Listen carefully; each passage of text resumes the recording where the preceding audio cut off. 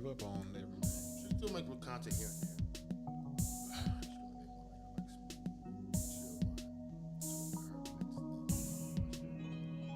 Her. How y'all gonna make it happen with you? What's gonna be her thing? I'll just be What y'all gonna do at I'm just like y'all gonna do it at her house or how you her house, yeah. got equipment and all that? And it.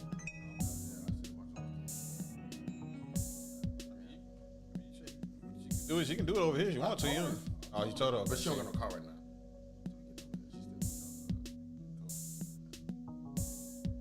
now. She said she appreciated the offer. That way I can finally be on some last thing like Right. Can I get something? You guys gotta be. Just piss me off. Let me say this. Just gonna hit you in your forehead. Yeah, I do kind of got an idea with that.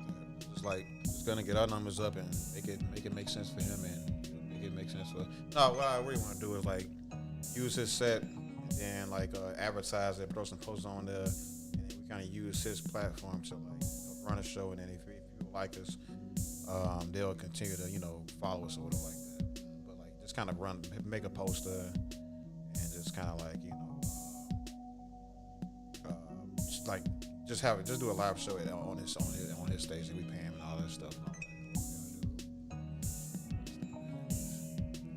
I had another idea for this plan season. Okay.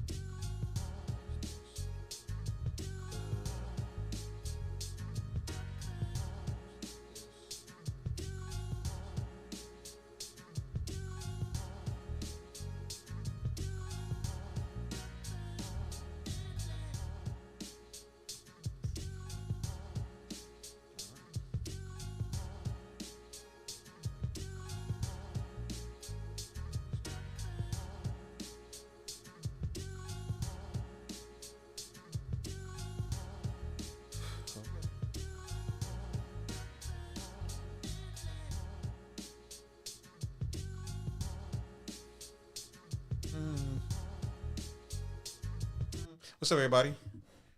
Welcome back to the Chicago Black Delegation Podcast. I'm host HT Edgar High Thing, and I'm joined today by what's your name, man? What do they call you? The hated. Nobody can hear you. Infamous and hated. The infamous, the hated Kanji. He's back. No, stepping on feminists' head, pissing off FBA. You know what I do.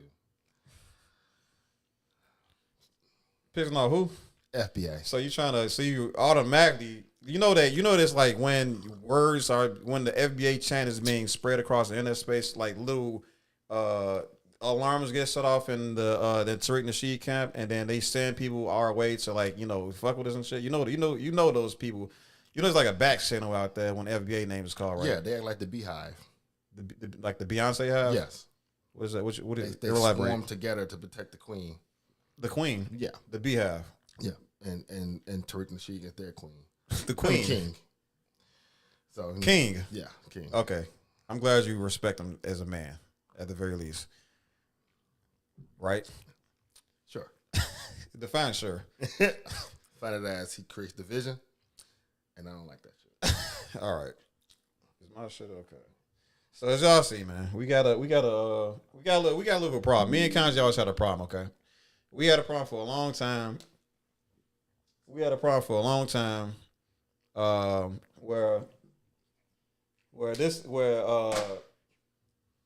I represent the SYCBM. This is us brothers coming together and inspiring everybody, men and women, to, you feel me, create something, create a platform, create a foundation that's gonna change our culture and our community as a trajectory to push us forward in life. Okay, it's us being activated in politics. It's us and getting activated in nation and culture building through love and actually in empathy with each other and financial literacy. Okay, this is what the SYCBM is. Unfortunately, this gentleman right here is a member of the is a save, I guess, yourself. That's not what it does. Yourself. So I guess your and self is two separate words in this case. Black man, okay? Whereas I'm save your culture, black. You see how everything is one, like its own word. And save yourself, black men, is like they think save yourself, black men. They think yourself is two separate words. So y'all need to figure that out, my nigga. Jesus Christ! I didn't create it. You underlined it, nigga. Save yourself. You underlined it. Black man. You underlined it 3 times and gave us 2 exclamation marks. So I think it's saying like you really stand behind this SYS. This what is this? What is this called? Listen, I don't stand behind the abbreviation. I stand behind the meaning. All right. I got Jesus Christ. Okay. So anyway, that's what he wants to do with his life. Misspell words, and and be a part of this. These gentlemen that do what? What's the culture? What is the ideology of the SYSBM country? I mean, it's to take your resources, your time, and your attention elsewhere. Go where you're appreciated, not tolerated. What have I told you? That we are appreciated is just complicated. Wow. Wow. Look, just because you wear glasses like this, man, All right. don't mean. Okay. I was wondering. Okay, I still can't get him. I'm gonna get him one day. It's all good. I thought he was like, wow, Marcus, you blew my man. You finally changed my life. But he was like, quite the contrary. All right. So, anywho, well, let me throw this. Let me share this link real quick. I did everything except for one of the most important things.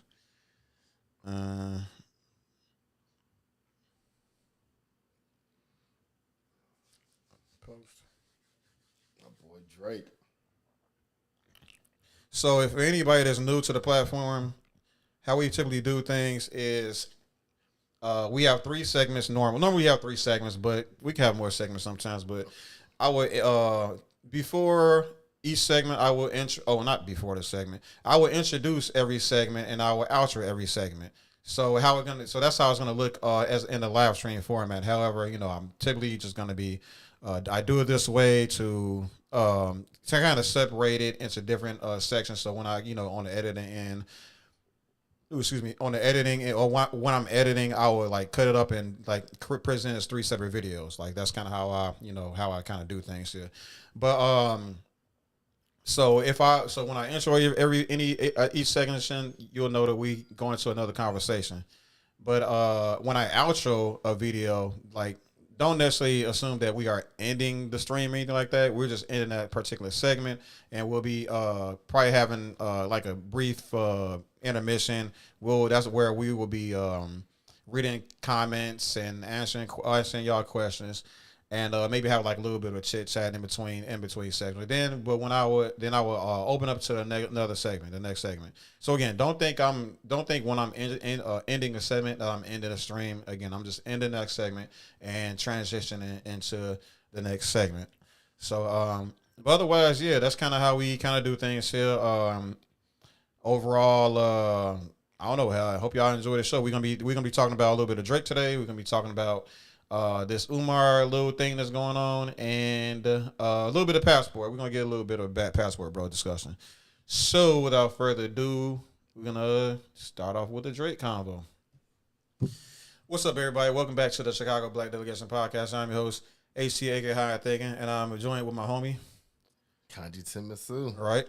And today, it's a little bit dated, but a week or two back, it seemed that, well, I guess you got to do a W. You Drake, you OVOs, all right. Oh, that OVOs have got y'all a W. Good for y'all. You know, pat yourselves on the back. Our W didn't want you to win anything because I don't like y'all.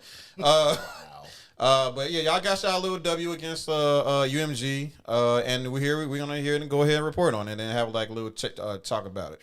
So let's see how this kind of went here. Okay. Let's make it a little bit.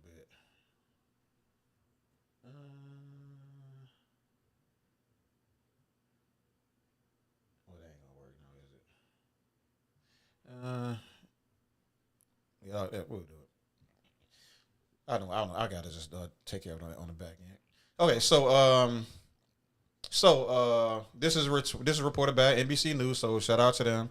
But here it says Drake settles legal action against iHeartMedia in dispute over Not Like Us.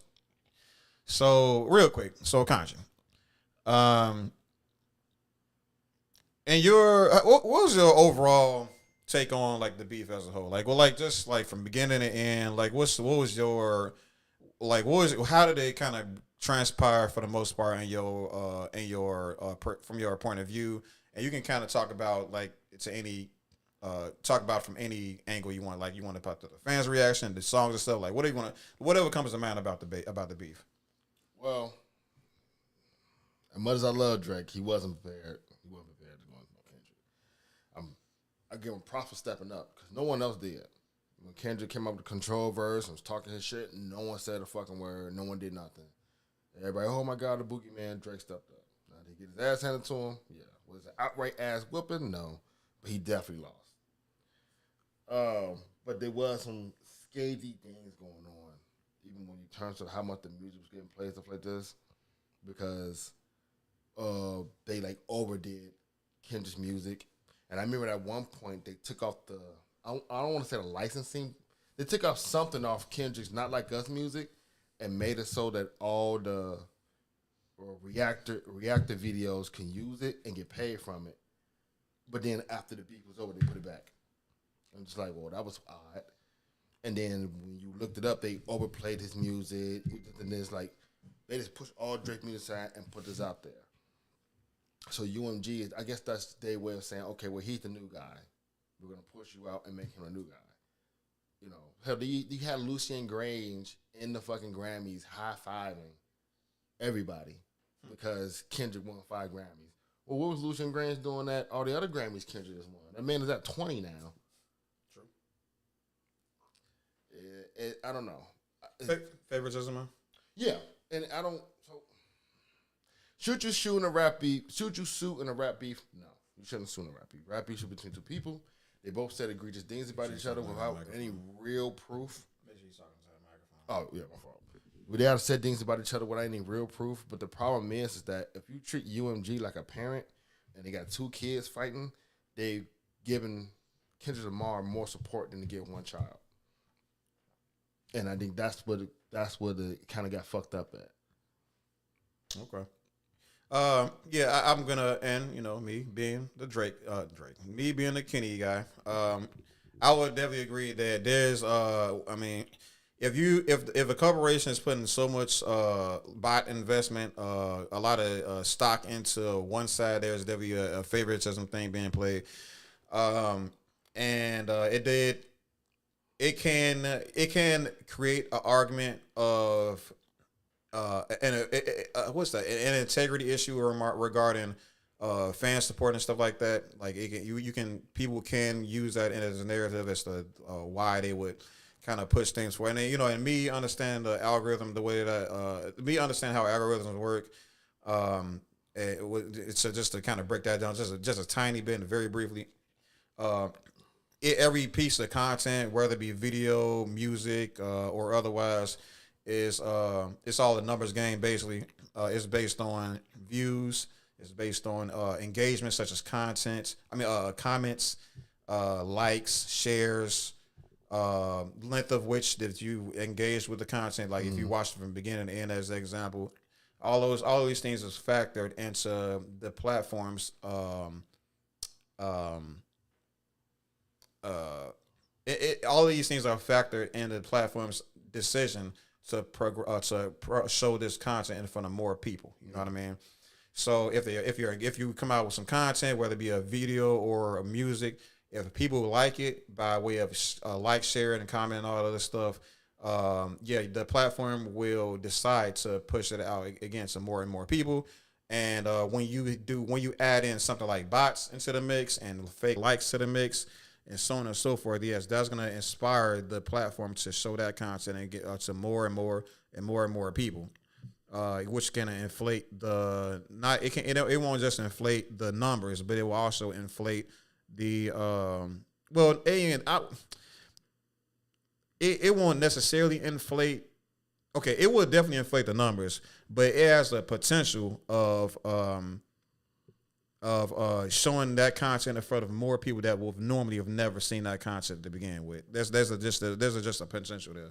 However, from my personal opinion, I think due to like the way things was, we know how big Drake is, we know how big Kendrick is, and we know how small Kendrick is, and how small that Drake is, even though Drake is massive. When you have somebody like Drake that is a household name, and somebody goes against Drake, who's also respected in his own regard, I just feel like there's a natural aspect of, David versus Goliath, sure, but it's more so these people are gonna be how do I put this? This could have happened in the alleyway, and then motherfuckers would have heard about it, and it would have blown out of fucking proportion. You know what I'm saying? But instead, it was done on all these different platforms: Spotify, YouTube, Instagram. It reached the fucking Super Bowl of all things. I still feel like at the very beginning, Not Like Us was going to be huge, despite the bot influence and. I think despite the bots influence in the comments, the likes, and the views and stuff like that, I still think that song would have been huge. Would it have been as huge as it is now? Arguably not. Arguably not. I still think, but despite that, still think Kendrick won. You know what I'm saying? Yeah, definitely won.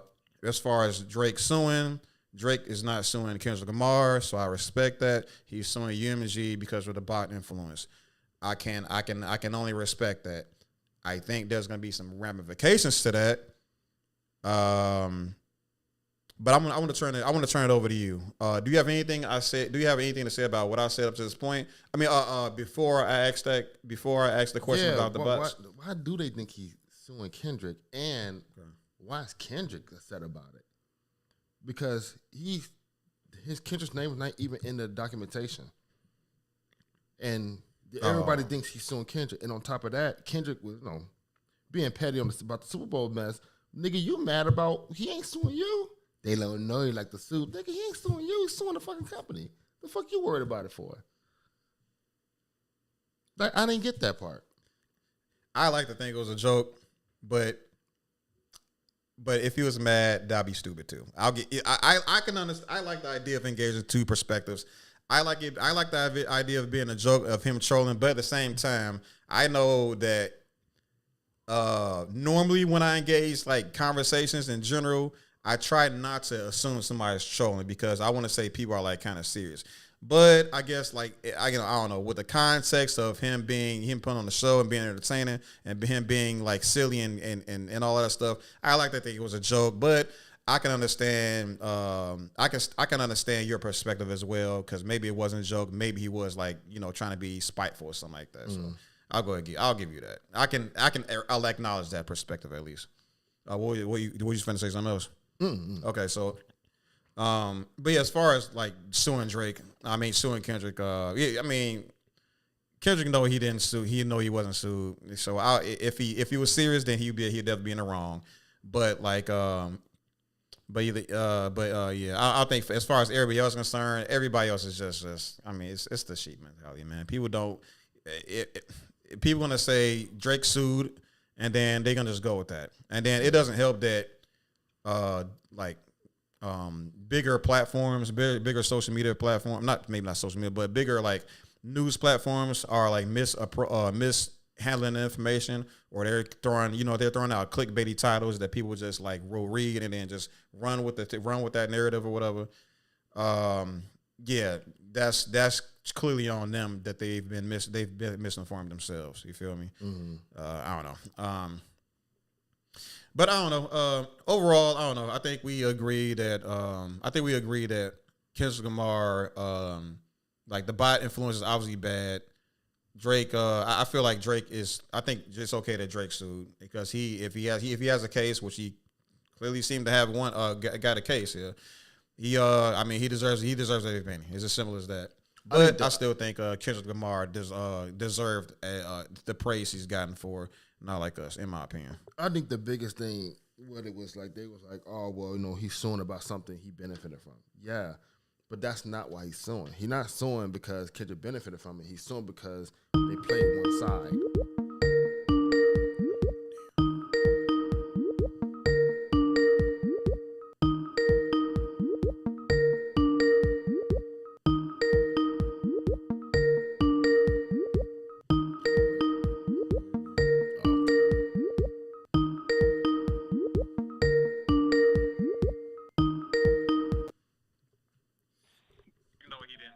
Yeah, hello. Chicago Black Delegation, what you got for us?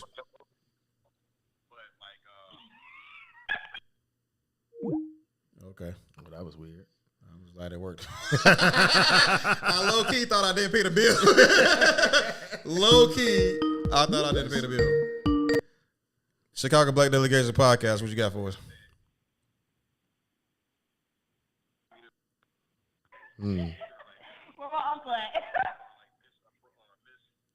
Hello?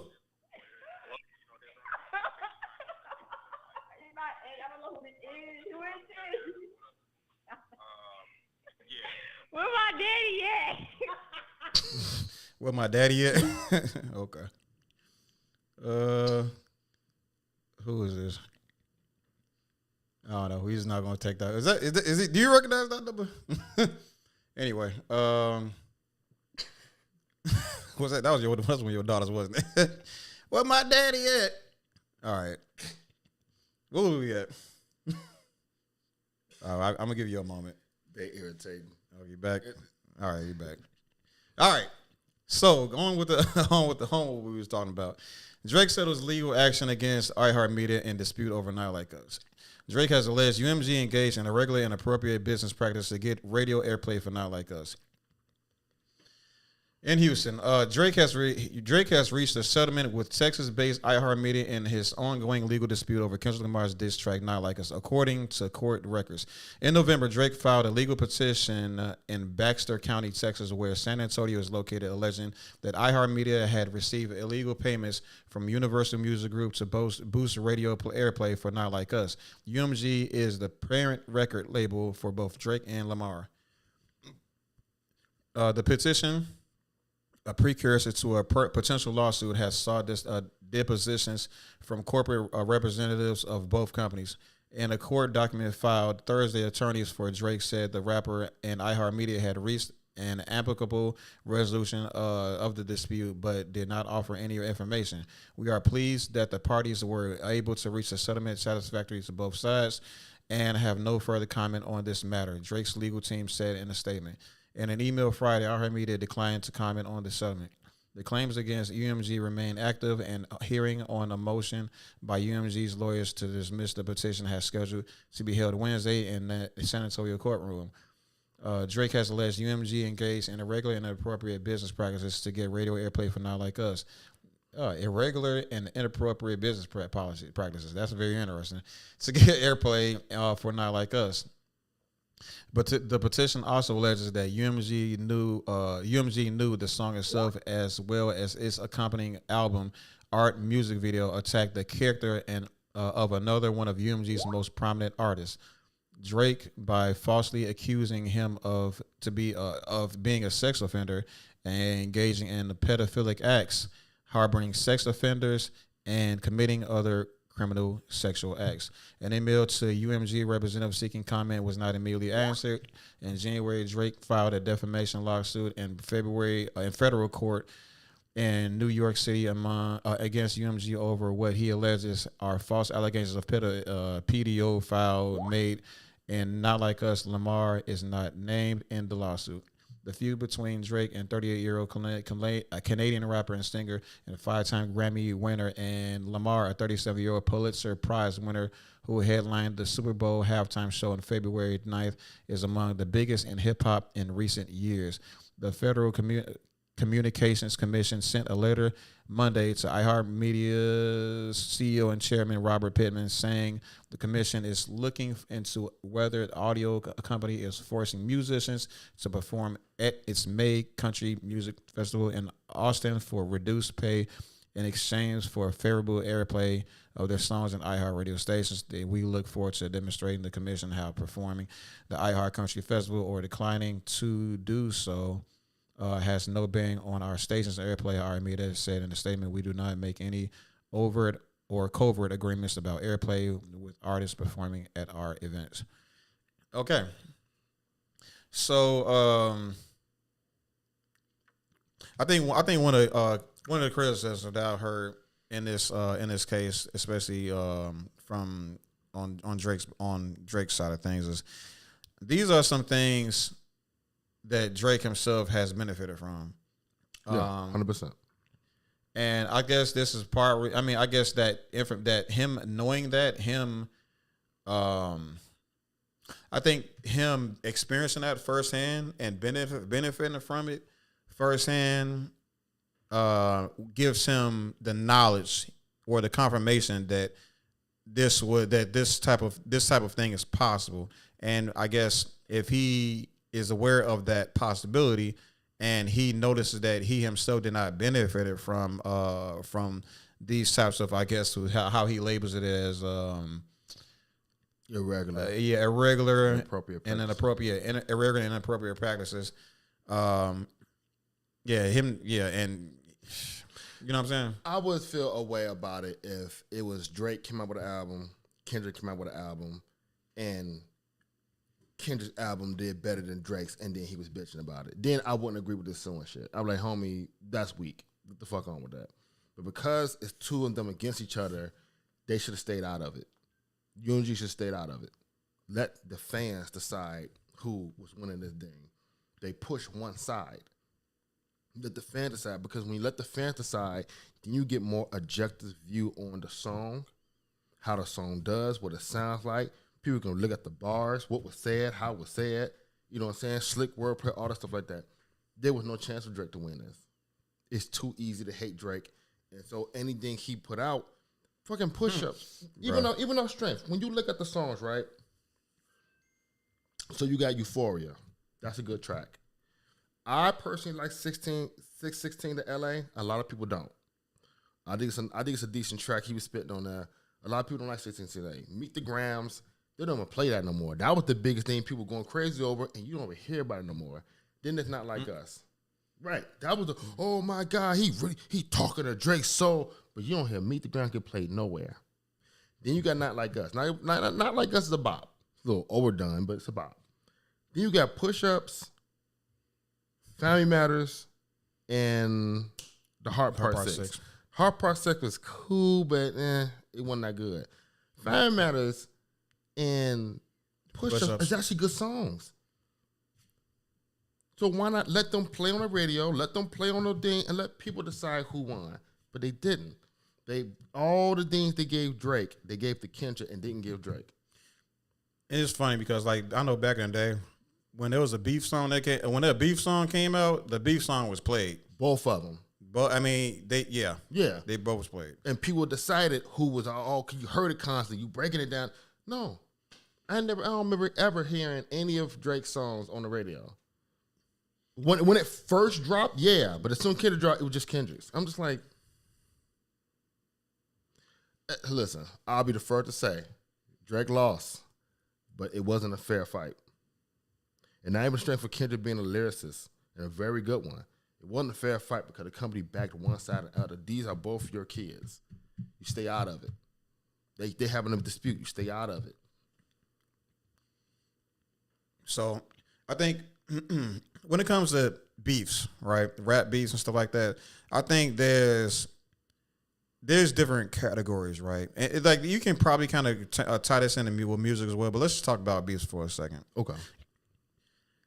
There's multiple categories in this thing. There's the numeric, the numbers, right? You can go by the numbers as far as like the views, the how many shows how much money you made off of it, how many seats you sold, how big the stadium was, and all of this stuff, right? Yeah. And then there's the lyricism part, the skill part of it, right? Yeah.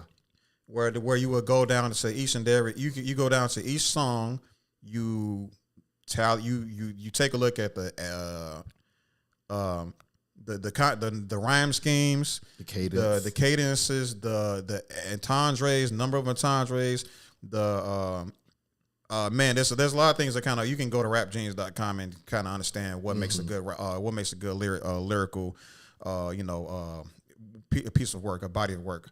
Tally all that stuff up, and then maybe add in a little bit of X factor because I know music, the sound, the beats and stuff like that kind of contributes to that type of thing. But it is heavily influenced towards like the actual skill set, the lyrics and stuff like that. And then what did I say? I said the money aspect or the straight numbers aspect of it, the skill set, and then I would say like the overall, like how it moved the culture, like which way, like what did the culture feel in that moment, and I would definitely say that the only thing that was untouched in this aspect, the only thing that was untouched when UMG or any big name media corporation influences things with like bots and stuff like that, is the lyrics themselves. Mm-hmm.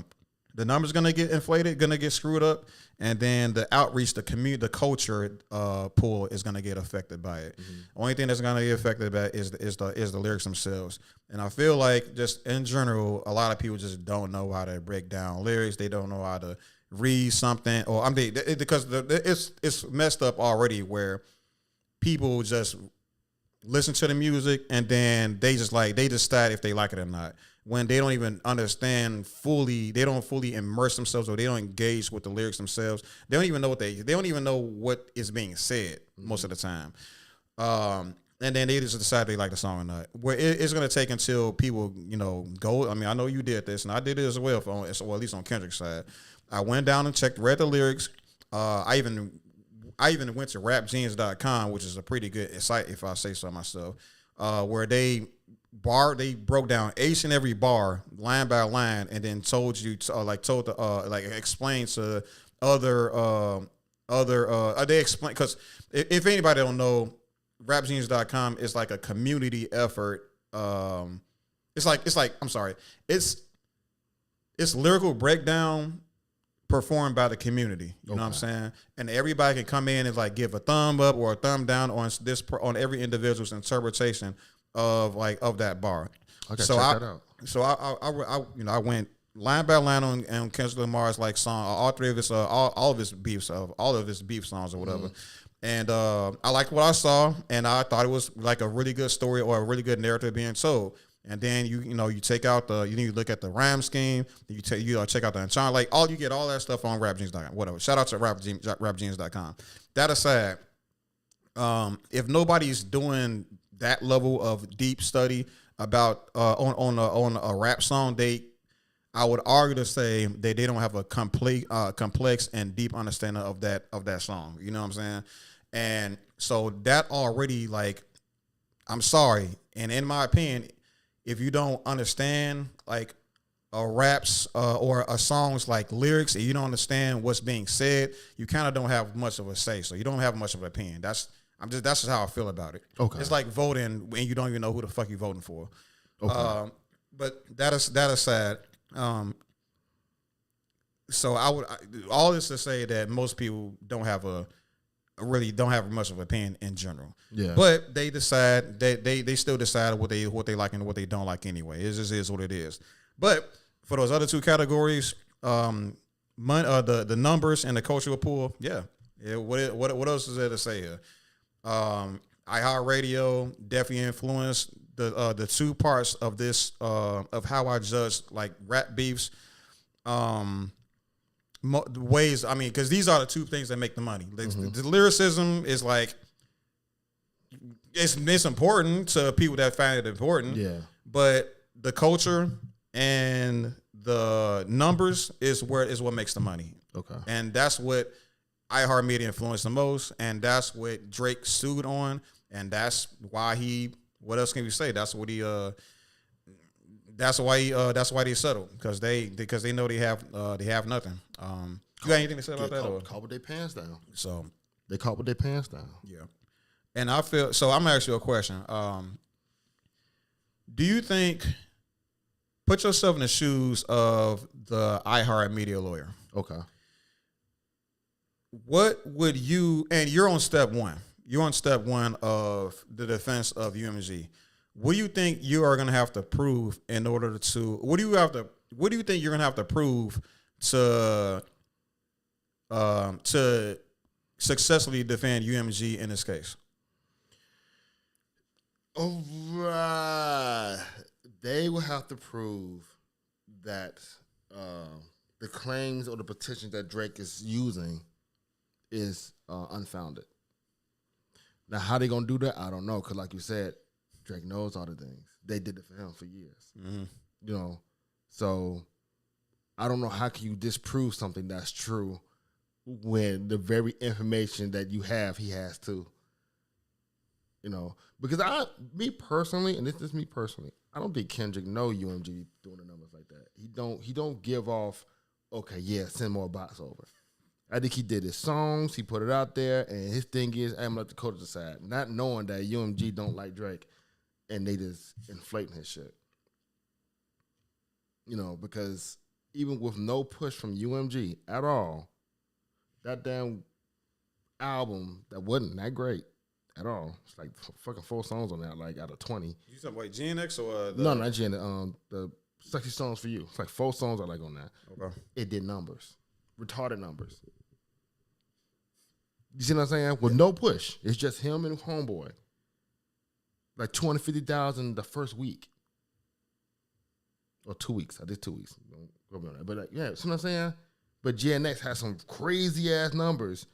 Billion this on Spotify, but then when you look at his concert sales with him, old girl, they're barely selling. No, I won't say barely. They're not really selling like the concert. So how you got this many listeners, but this many concert goers? But when Drake put out that weird ass concert thing with Anita Max tour, it's been sold out before he even got over there. All right. Are you done? No, I'm done. Okay. I'm just.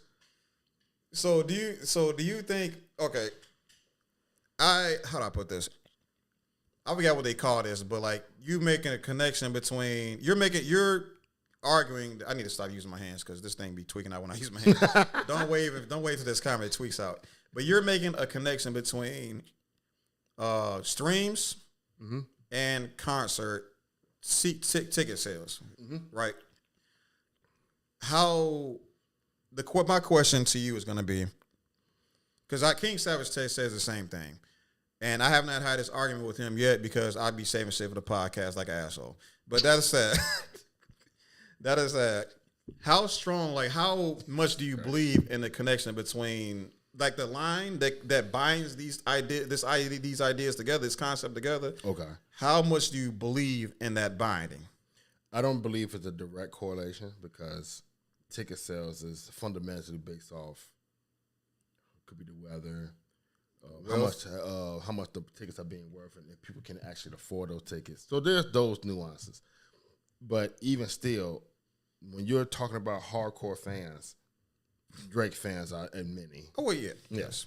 And that's why even now, because multiple videos of the halftime show, and I know we come to this, multiple videos of the halftime show, until you got to Not Like Us, nobody really doing anything. You got a couple of people dancing. Oh, you talking about yeah. Yeah. They told Drake one show at the whole stadium roaring.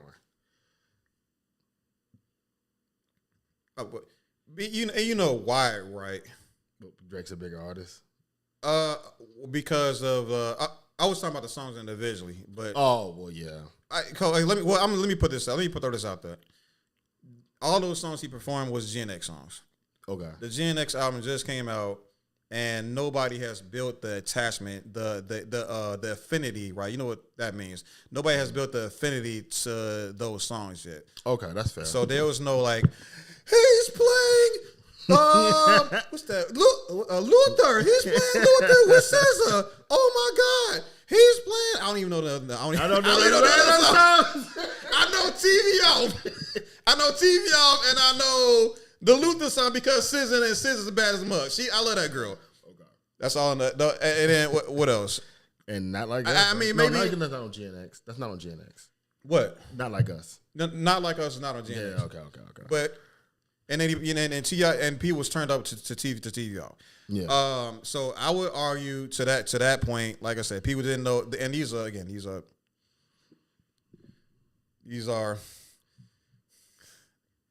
Caucasian people. I'm just trying to remember the word I want to use. Anyway, these are Caucasian ladies and gentlemen, right? And they decided they didn't make that, and they're football fans. You know what I'm saying? Okay. And a lot of them booed at Taylor Swift, so they're not liberals. Which is crazy. They're not liberals, and if they're not liberals, that probably means they not going to engage with a lot of black content. That's just kind of how it is. Fair. That's fair. With that said, I would argue that would be the reason why there was no uproar and all that stuff. But isn't majority of Australia white? It was Australia. No, His Animax tour is in Australia. They were roaring all his songs. Wait, what you say? You're talking about Drake. Oh, Drake. Okay, go ahead. Those are white folks. They were going crazy over his songs. Well, yeah, I mean, Drake has a universal appeal. Okay. Kendrick Lamar does not have. I don't think Kendrick Lamar has that universal, because I think Kendrick Lamar is like what he talks about is okay. The people that like Kendrick Lamar, I feel like, are the types of people that are, let's just say, Kamala voters. Okay, to make it simple, they're liberals, they're black, you know what I'm saying, Pan African, Umar type, all those types of people listen to Kendrick Lamar. But Drake appeals to pretty much everybody, unless somebody like Kendrick Lamar gives people a reason not to like Drake. You know what I'm saying? Okay. So that's just the best. That's why I would kind of say to that. But going back to the point I was kind of making,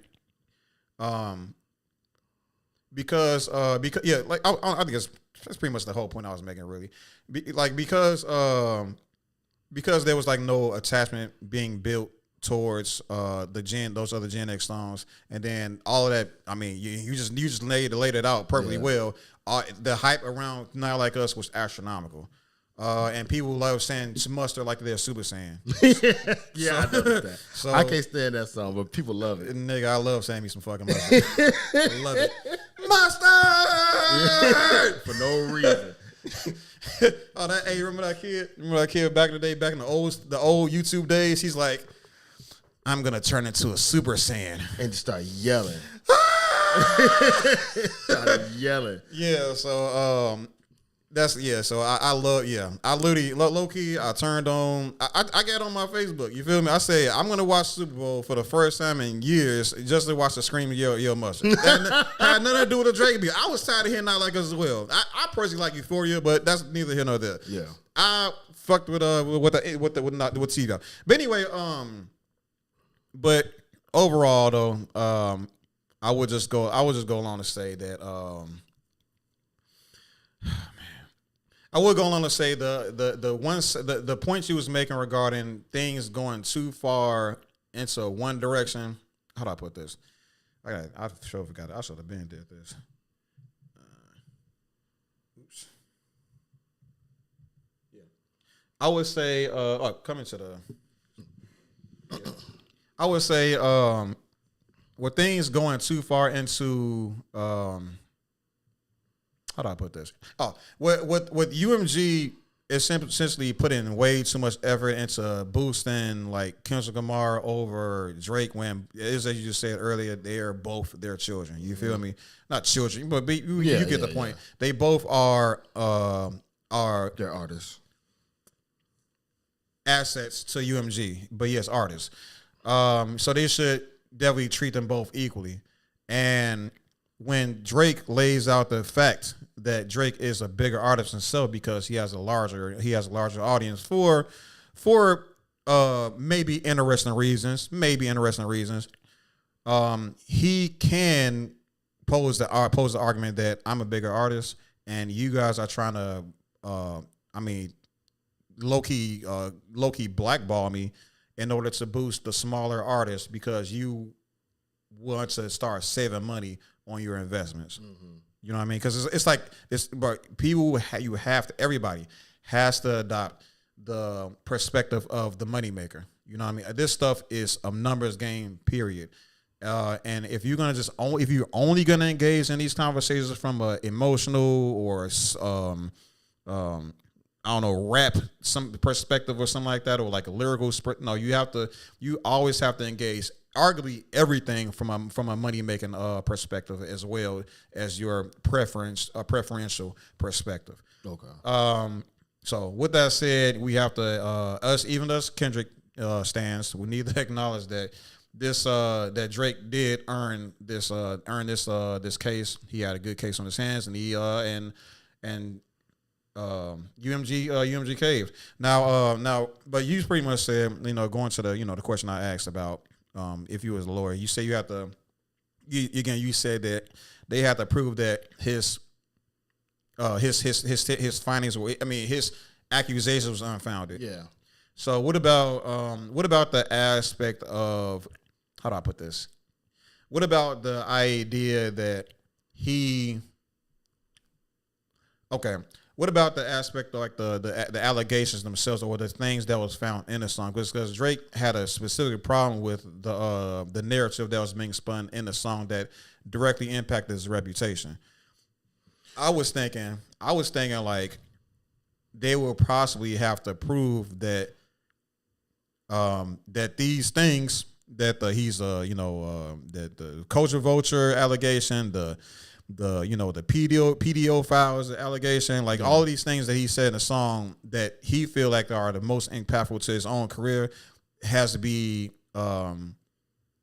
have some merit to it in order for UMG to prevail in this defamation character thing. Yeah, because that's what it's all about, right? Right. So they both said some fucked up shit things about each other, right?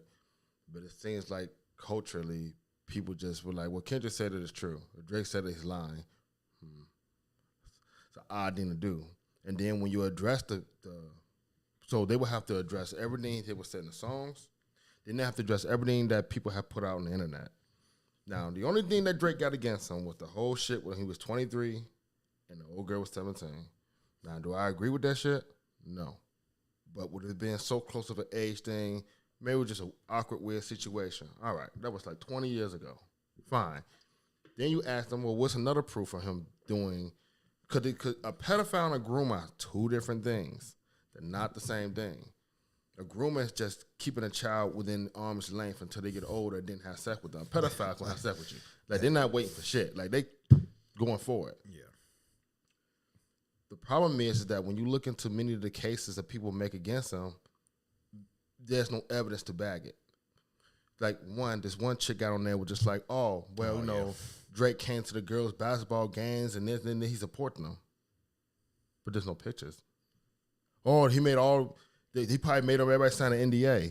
So he made an entire high school sign an NDA that's not old enough to sign it. Hey, welcome to the game. Sign his NDA. Yeah. Drake is going to be here taking pictures. No pictures. Nobody took a video. No, absolutely nobody. Okay. No one took that account. Like, okay, well, maybe Kendrick just embellished on that. So then Kendrick said, well, nigga, you beat your wife. Okay. There's no proof of that. There's no video. Except that one video with 3 people was saying, 3 white people, let's point that out, was saying, yes, at Vegas, ... Kendrick Umar smacked some chick. They didn't know who she was. ... Okay.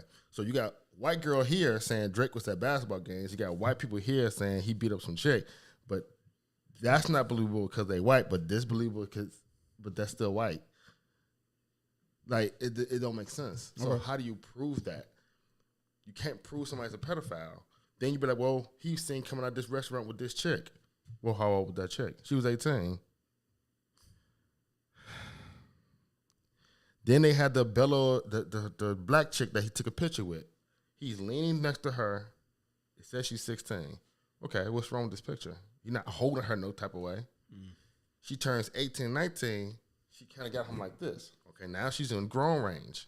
Oh, my God, still terrible. All right, that's neither here nor there. But the women that they say he did things with came out and says, well, that didn't happen.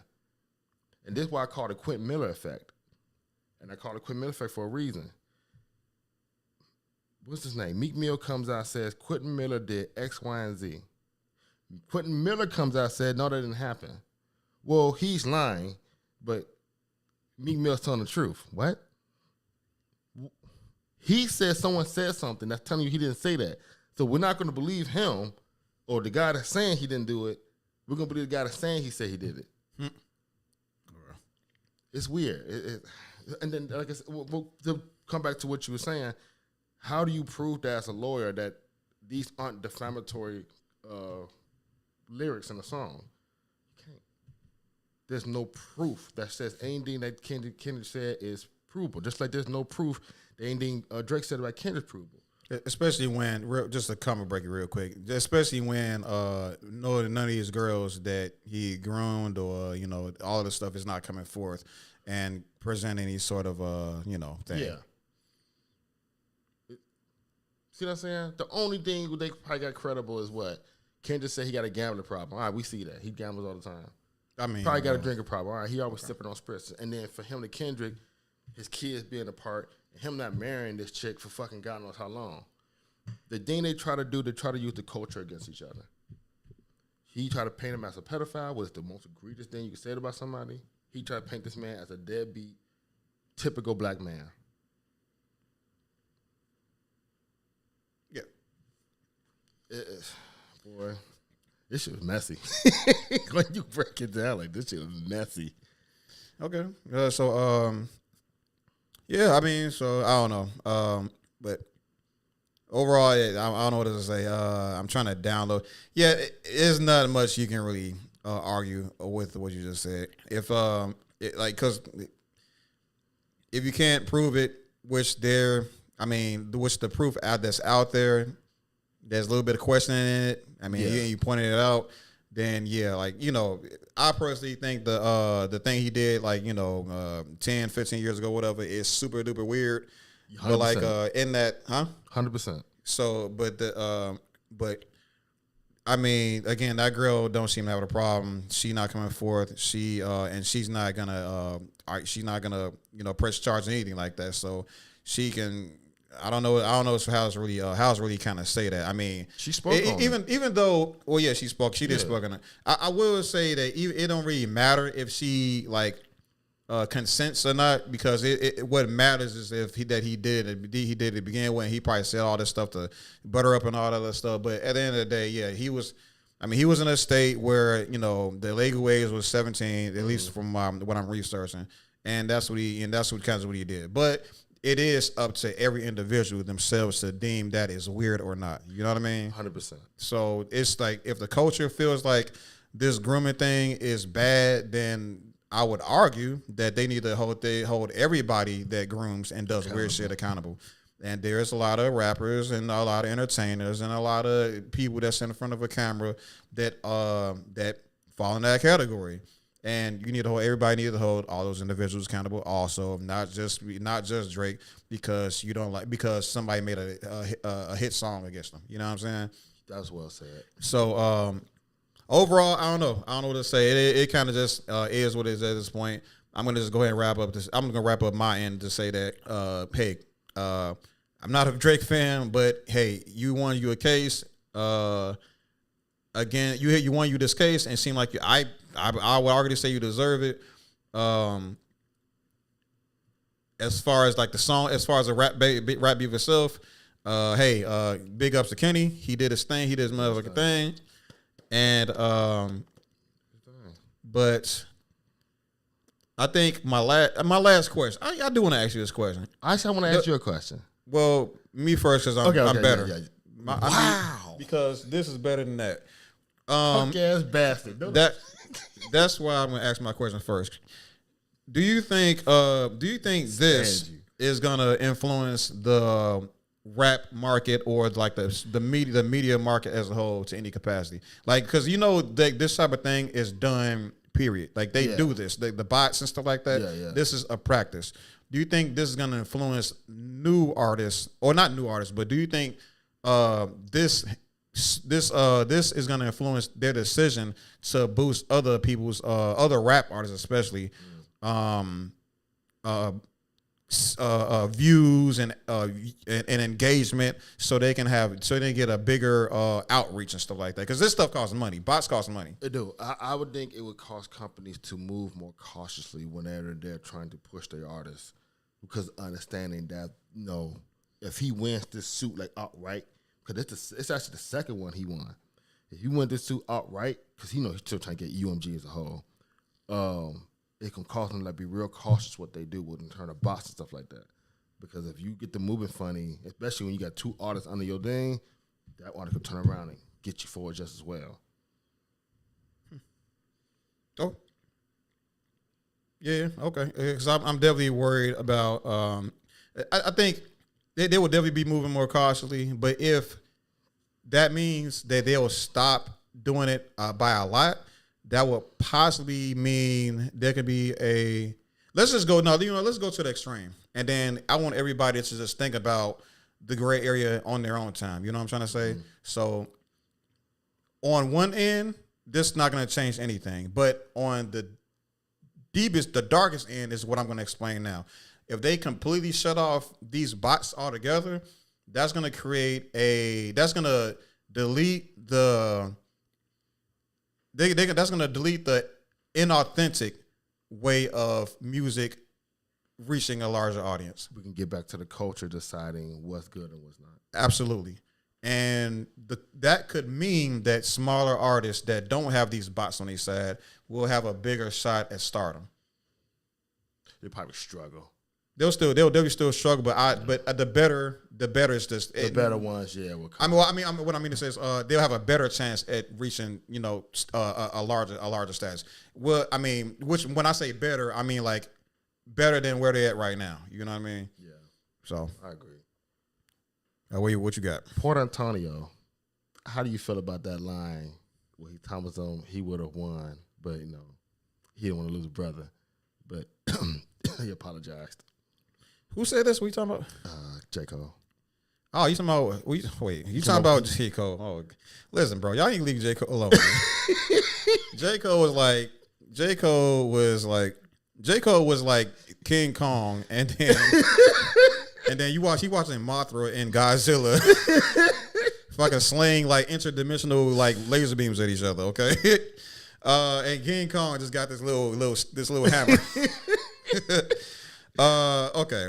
So you say again. All right. What's the quote again? What's the quote again? I think it was something along the lines of how he would have won the battle, but he didn't want to lose a brother. And I'm like, okay, all right, no, all right. So So before you get context, J. Cole talked spicy for years about how he could jump on track with Jesus and he going to hell for that shit.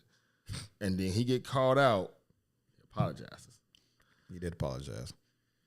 But I think he took the high road when he did that. Okay. Okay. Go ahead, man. I'm I'll go with that. That's fine. I'm kind of capping, but just keep going. I would have. That shit want to. Never mind. Go ahead. I probably be the good guy this time. That's like me walking around here, times I'm the toughest and baddest. Anybody can get these hands. They're gonna fuck I forgot up. about that part of the conversation. And then someone come up to me, be like, "Yeah, I want some of this." Ain't my fault, homie. I didn't mean to say that. Okay, so yeah, that's kind of messed up. You can't be the big bad man and then obviously you will take the high road when it's time to engage. And then double back and be like, "Oh, you know." And when it's over and done with, the smoke clear, man, I would have bust that ass. You know what I'm saying? Like I don't. Yeah, that's bullshit. It's trash. Absolute trash. Okay, well, yeah, all right, well, okay, yeah. So for him to say, yeah, dude, the fact that he propped himself up, good job with the context, but the fact that he propped himself up to be this big person, this great, behemoth in rap, and he's a rap. A battling ape, a battling genius, and when it's time for him to show up, he not only does he back up, he actually also apologized. Yeah, dude, that's not okay. Because I was definitely like, I listened to everybody say, man, why y'all so bloodthirsty and rap? Let the man be him. I'm like, okay, well, dude, it's bad. It's cool. I hear what you're saying, but bro, you can't just make yourself out to be this big bad person. I got you. You got it. It hurt my heart. It hurt my heart. When he came up with that 7-minute drill, I was like, okay, this is smooth. It's not great, but it's like a warming shot. Like, hey, homie, don't come playing with me. And then he cried. And I'm just like, fucking light skins. Jesus Christ. It's been Chicago Black Does podcast. Good catch on the flip side. All right. So that would be the end of our first segment. Thanks for sliding through, everybody. I'm going to let you read these. I'm going to let you read this and let you decide if you're going to read those out loud. And you have to respond to those. Oh, Lord. Oh, who the hell is Buddy? I think you know that. All right. I'm not reading these comments.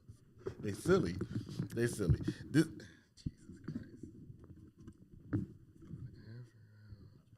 I don't know if you see a comment. Then a bunch of random angry emojis.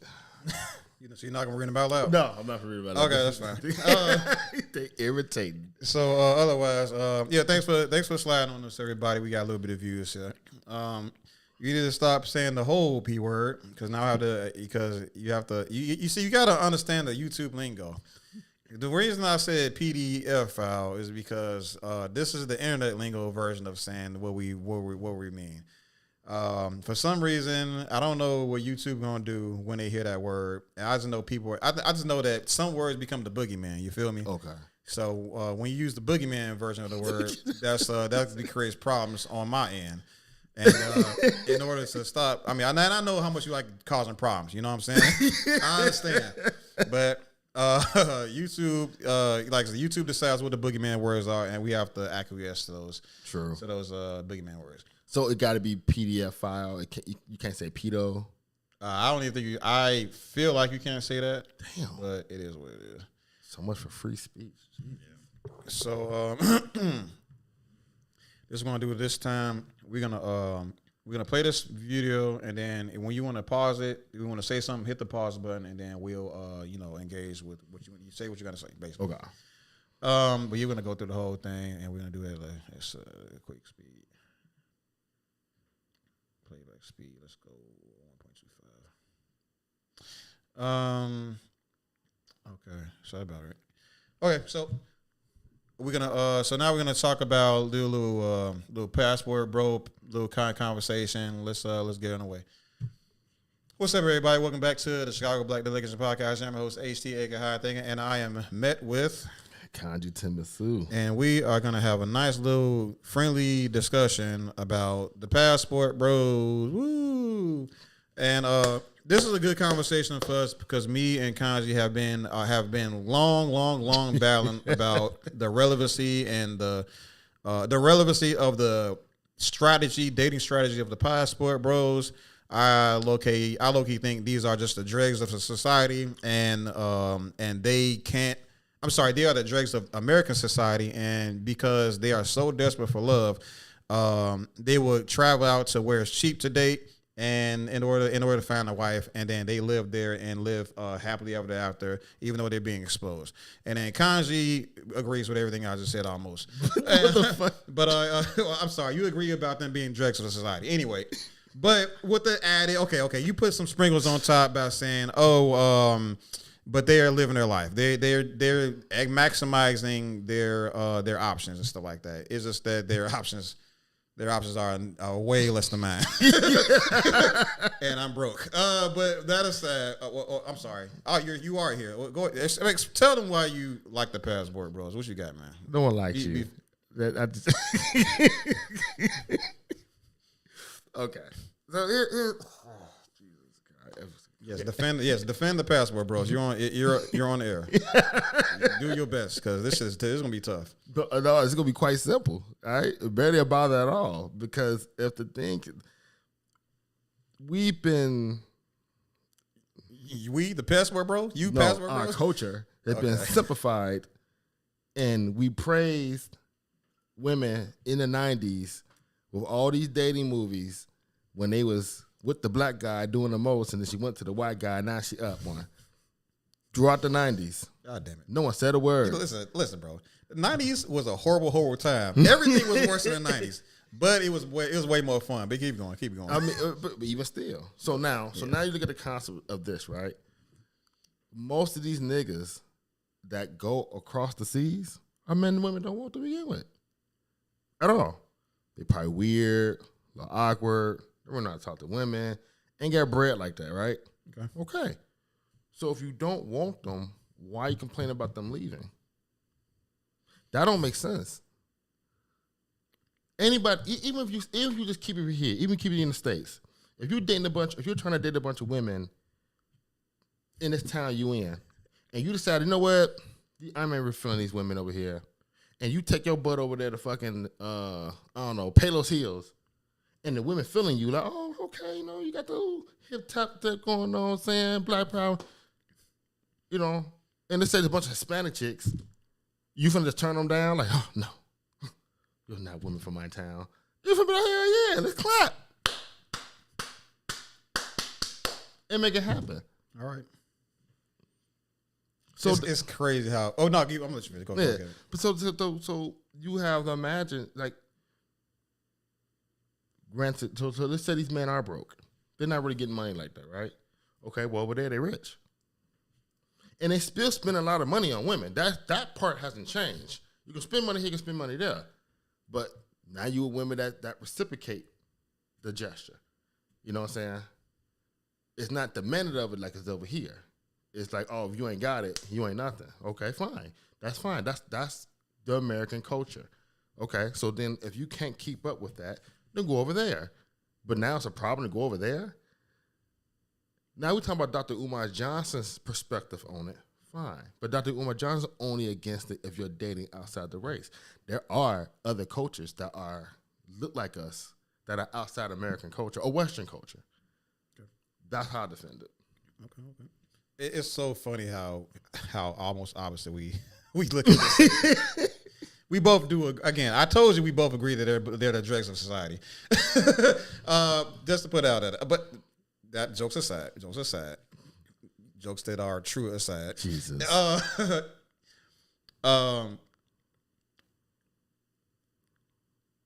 Taking your ball and going. Okay, no, wait. Also, we do agree that it is definitely strange that people, I mean, the women will complain about these men leaving when they weren't going to be chosen by those individual women anyway. Right.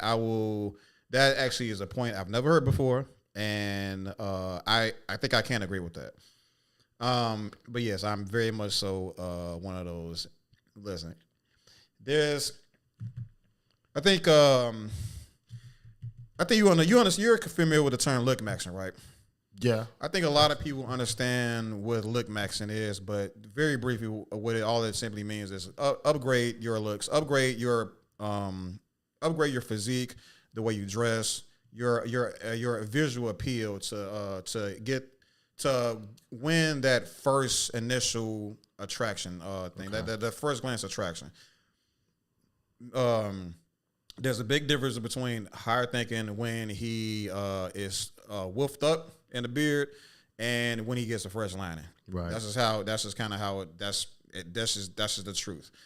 Whereas the same thing applies to quite literally every other not aspect, but every other thing that women can value. Even men can value, but just what women value in a man. So what I'm saying is IQ is also something that we can max, that we can level up, you know. And IQ is kind of defined in different ways. But one of my favorite ways that people can like kind of break down IQ is to understand that there's different types of IQs.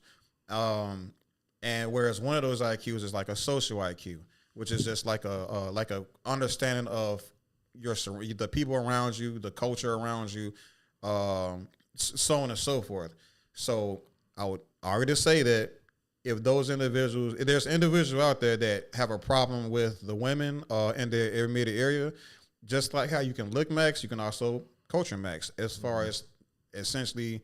And I know how people feel about, oh man, why do I gotta change to, get a girl and like, check this out. Unfortunately, the worst advice someone can give somebody is be themselves. If you have a problem with attracting women or men, you low key need to stop being yourself. Hate to break it to you. Careful, you Marcus. have to. I know. Careful. You tread into red pill territory there, though, buddy. Listen, I cherry pick my ass off. So I hate to break it to people, but if you want results, you are gonna have to change. And what I mean by change is level up, become better. You know what I mean? And increasing your social IQ, your cultural IQ, and maxing it out. Yes, like you got to find out what the best colognes is. Okay. You got to find out what the trends is.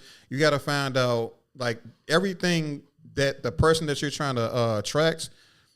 Everything you're trying to attract. How do I put this?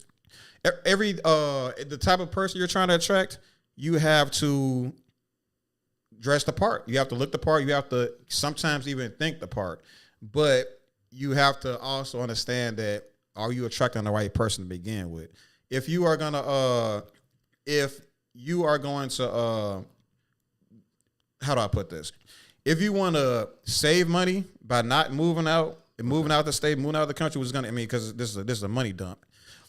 Yes, you can get women in your immediate area if you again just not just look the part, dress the part, but be where they're at.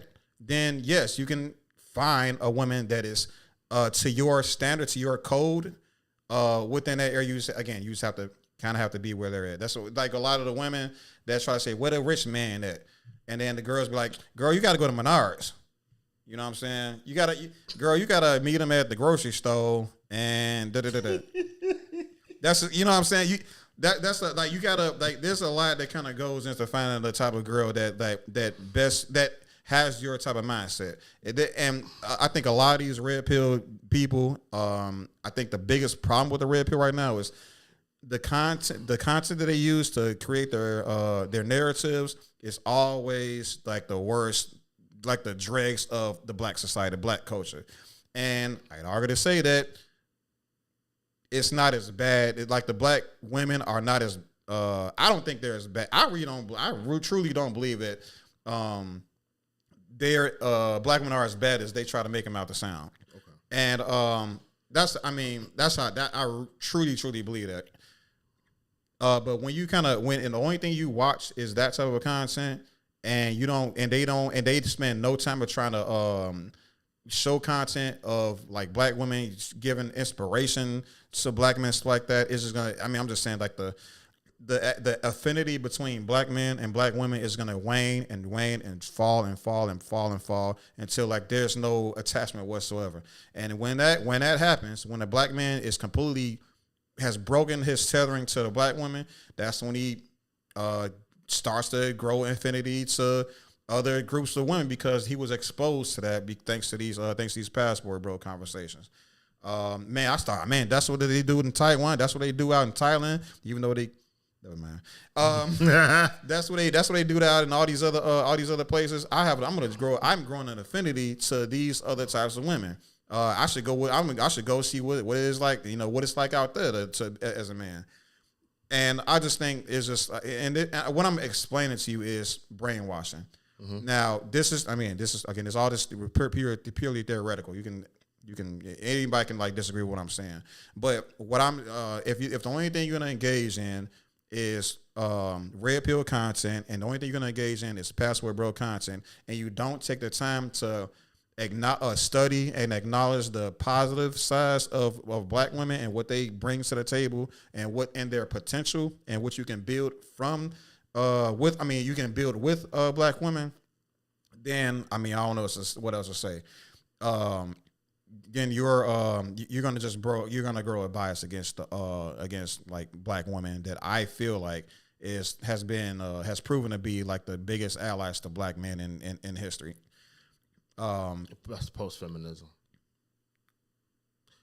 When feminism started entwining themselves into black women, then say that again. Feminism started entwining itself into black culture.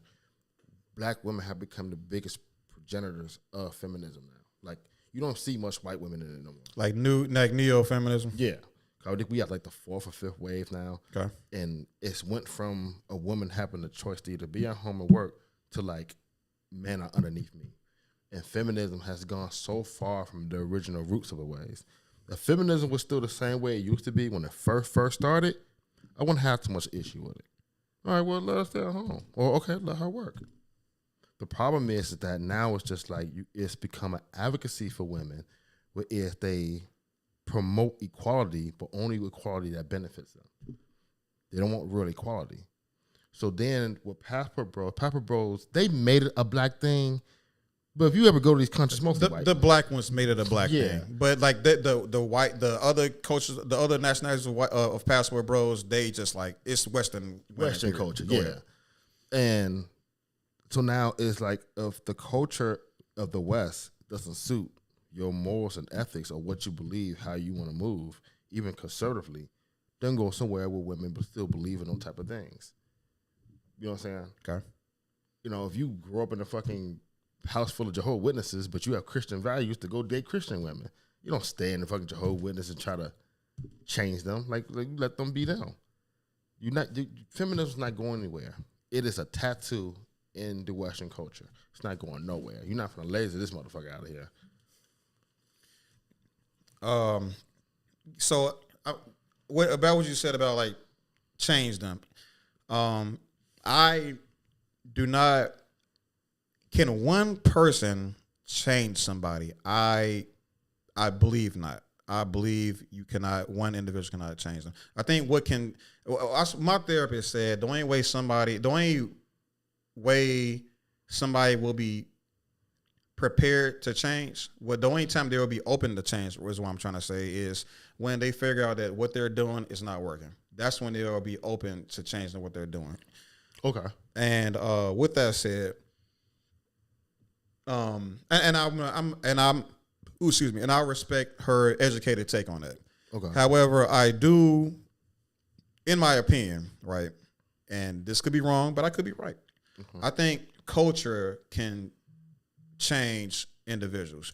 If the culture is pushing in a certain direction, if it's updating itself, if it's forming into new current like standards, codes, and situations and problems, then the people, the individuals that we are all criticizing or having a problem with will change as well, and I think that is another way that people can change. But can one individual, like this individual that you spoke of in this example, can he change that Jehovah's Witnesses? Most likely not. No. They're gonna just call him crazy, and he's gonna get exiled. It's as simple as that. But that's just I just kind of want to lay that. But to your overall point, yeah, just go like essentially, pretty much sense like going where it's easier for you to find the type of women that you desire. I can see that. I think I can definitely see that, but it's like from the SYCBM standpoint, in order for if you want to be a part of this movement, which I think this is the movement that's gonna bring the best outcomes for us as a culture, as a community, and you have to make that decision for yourself, obviously. Then you are gonna have to toughen up and then change yourself.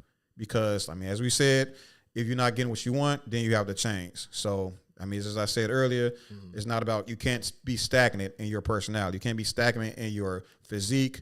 You can't be stagnant in your income. You cannot be stagnant in your IQ. You have to change and improve in order to get the results that you want.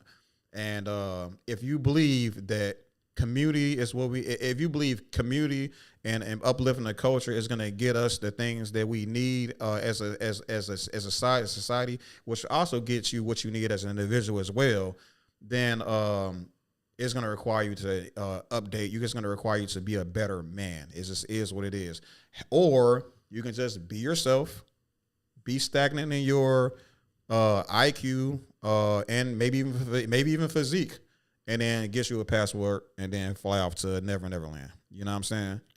But the problem is if you don't improve your, and I think you agree with this, if you're not improving your IQ, if you're not improving your physique, and you buy your passport and take your what's that shit called? And you take your wealth to a foreign land. Those people with the better IQ, arguably much better IQ than you, because you don't know shit about their culture. You can halfway speak the language. Yeah. You're gonna take your shit and go over there, and not only are you fucking ugly because you didn't improve your physique, but you're also fucking dumb because you don't know the culture, let alone the laws, and you're gonna get ran through. Now, if you're gonna go ahead and go through the whole process of understanding their culture, their laws, all of this, you're gonna do all stuff. You did all of this IQ updating for this other culture that you built an affinity towards because of these YouTube videos. When you could have did this in your own culture, then you'll find out that you changed. You'll find out that you could have did this at home, and you could have you could have saved you some money, whatever. But that's neither here nor there. Okay, so let me just land my plan by saying this. And then when you when you go over there, right, and bring all this money, but don't bring the physique, don't bring the IQ again. Well, I think I did. I think I did in the land plane. Yeah, you're gonna get ran through. You're gonna get taken advantage of, and you're gonna be in a worse situation.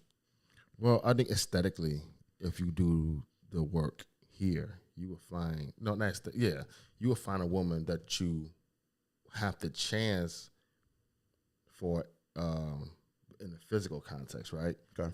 But when a lot of people that do passport bros go over there to these other countries, they're looking for morals and ethics. Women are raised to be wise. Okay. In our culture, Western culture, women are encouraged to be wise. We live in a culture where it's incentivized that you get a divorce because you get way more benefits of divorce than you are married. Marriage here is a joke. So then when you go to a country where women value, okay, you're the man, I'm the woman, we have our role, we do our thing, then why not go there versus to be here? Because you can do all the work here. You can build yourself up, get a physique, you know what I'm saying, educate yourself more.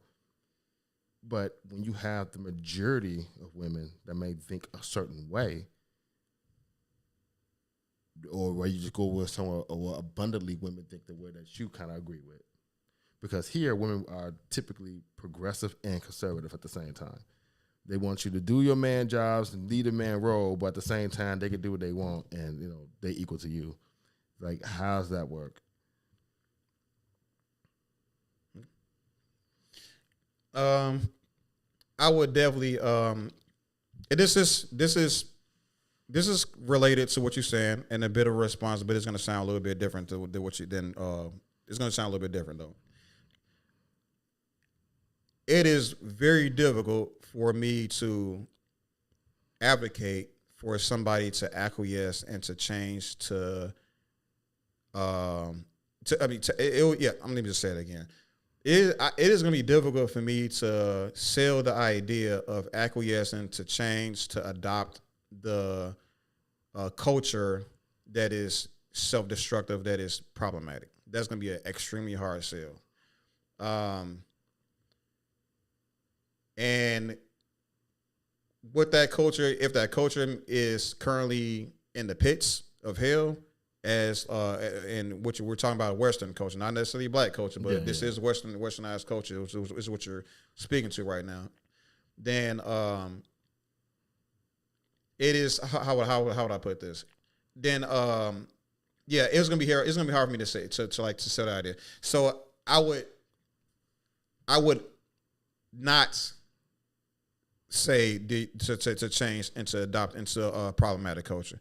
Instead, I think the better option, if you, and this is for those of us that completely rule out the passport option. Okay. Those individuals will have to find out what's the they have to. This is you got me thinking. I'll give you credit for it. I didn't think I was gonna have to think at all, but I would have to say, damn, this stuff. You really got me. But I'm not gonna give up. Fuck you, SY. One word. I think everybody is gonna have to understand what's gonna be best for not just themselves, but also for the culture as a whole. Now, if you are gonna have to change and adapt to your surroundings in order to get some results as far as marriage and dating and stuff like that, in other words, compromise to a lower self, that is going to be what's necessary to make the best out of a bad situation. Or you can find somebody that's like-minded and that is positive and is shifted towards how should I say? They're shifted towards collective upliftment and group economics and all those good things that lift the community up and stuff like that. I believe you can't find that woman, and she may be rare. However, if that's not possible, and if you don't want to get your passport, yes, there will have to be some compromises to a lower vibration and stuff like that. And the best way of doing that, the best way of engaging in that situation is holding on to what's important to you and finding the best. I'm gonna just I hate doing this. I hate doing this so much. Listen, all my feminists out there, I love y'all. Oh, y'all cool. Christ. I got no qualms with y'all at all. So just when the smoke. The reason I want all the smoke. I don't like comparing y'all to cars, but just bear with me. Do you know what the pick and pull is? Oh, Jesus.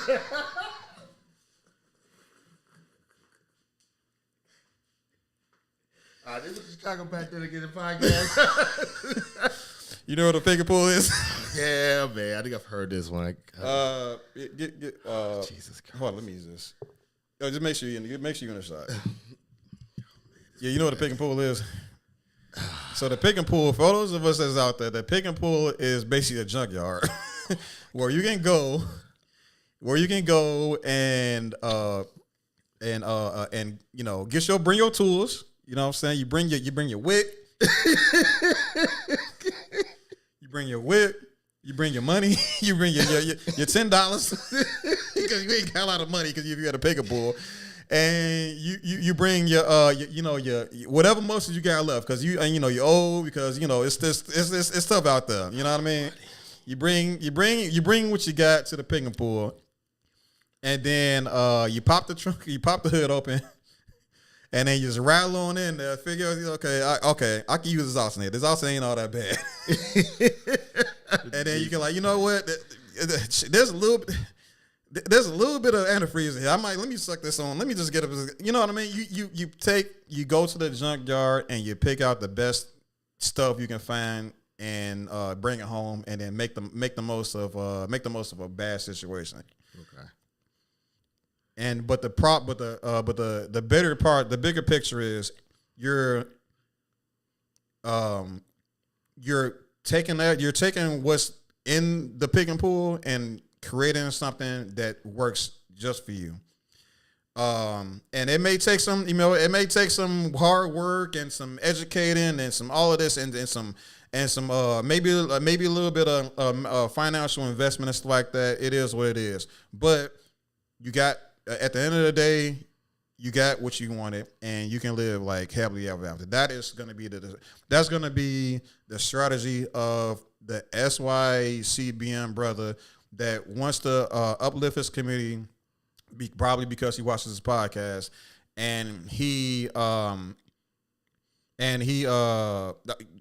let me just try to say this again. That's going to be the strategy of the SYCBM brother that understands the benefits of giving back to his community and essentially dating within the confines of his town. Okay. That's what. Yes, and it's fucking tough to do that. It's super duper fucking tough to do that. But that only way that brother is gonna make that decision is that he knows the benefit. He knows and he embraces the benefits of dating within his community, dating within his race. Okay. So see now. Not. So. Yeah, And I don't say this often. The part I do agree with when it comes to these guys, Jesus, is the betterment of the culture itself. Because when you take your resources and stuff outside the culture, you and thus can weaken the culture. Okay, Prince of Pan-Africanism. Okay. Listen, Dr. Umar Johnson, when he right, right? And I do get that part, especially when you're dating outside the race. You know, when you start doing Asians and whites and Hispanics and Latinos, I get that part. I can fully understand that.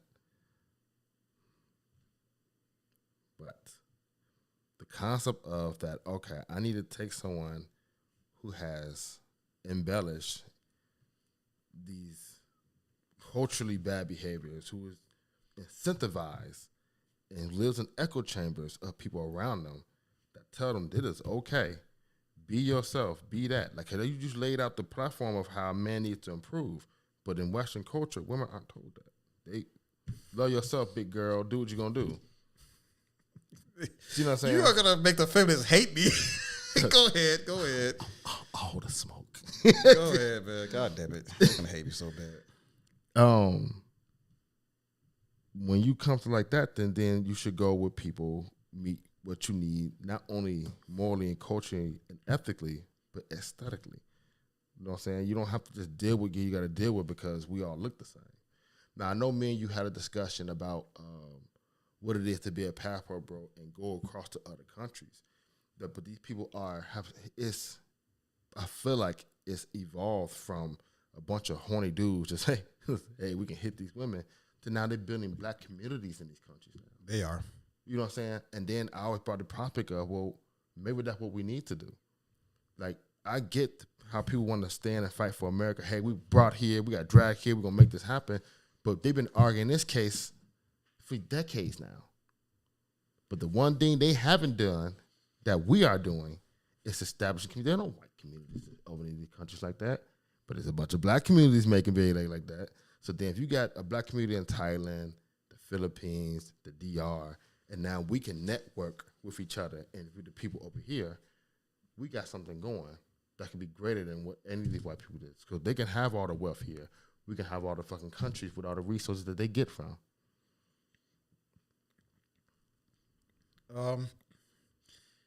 I'm true to this, not new to this. It's a good argument. And, you know, and I'm gonna have to end this comment. Yeah. So with that said, that is gonna be speaking to a larger concern for this type of a conversation amongst black people.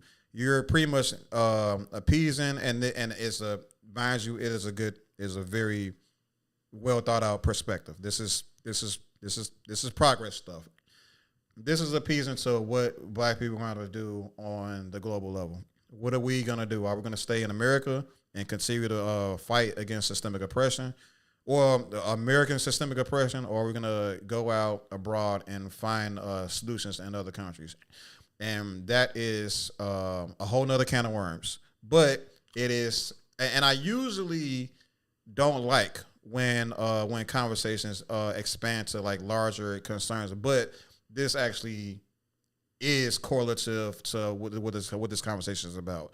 So in order, the only thing I would say as a response to like your point, the point that you're making is we are all gonna have to, man, all is crazy. Definitely, all is definitely crazy.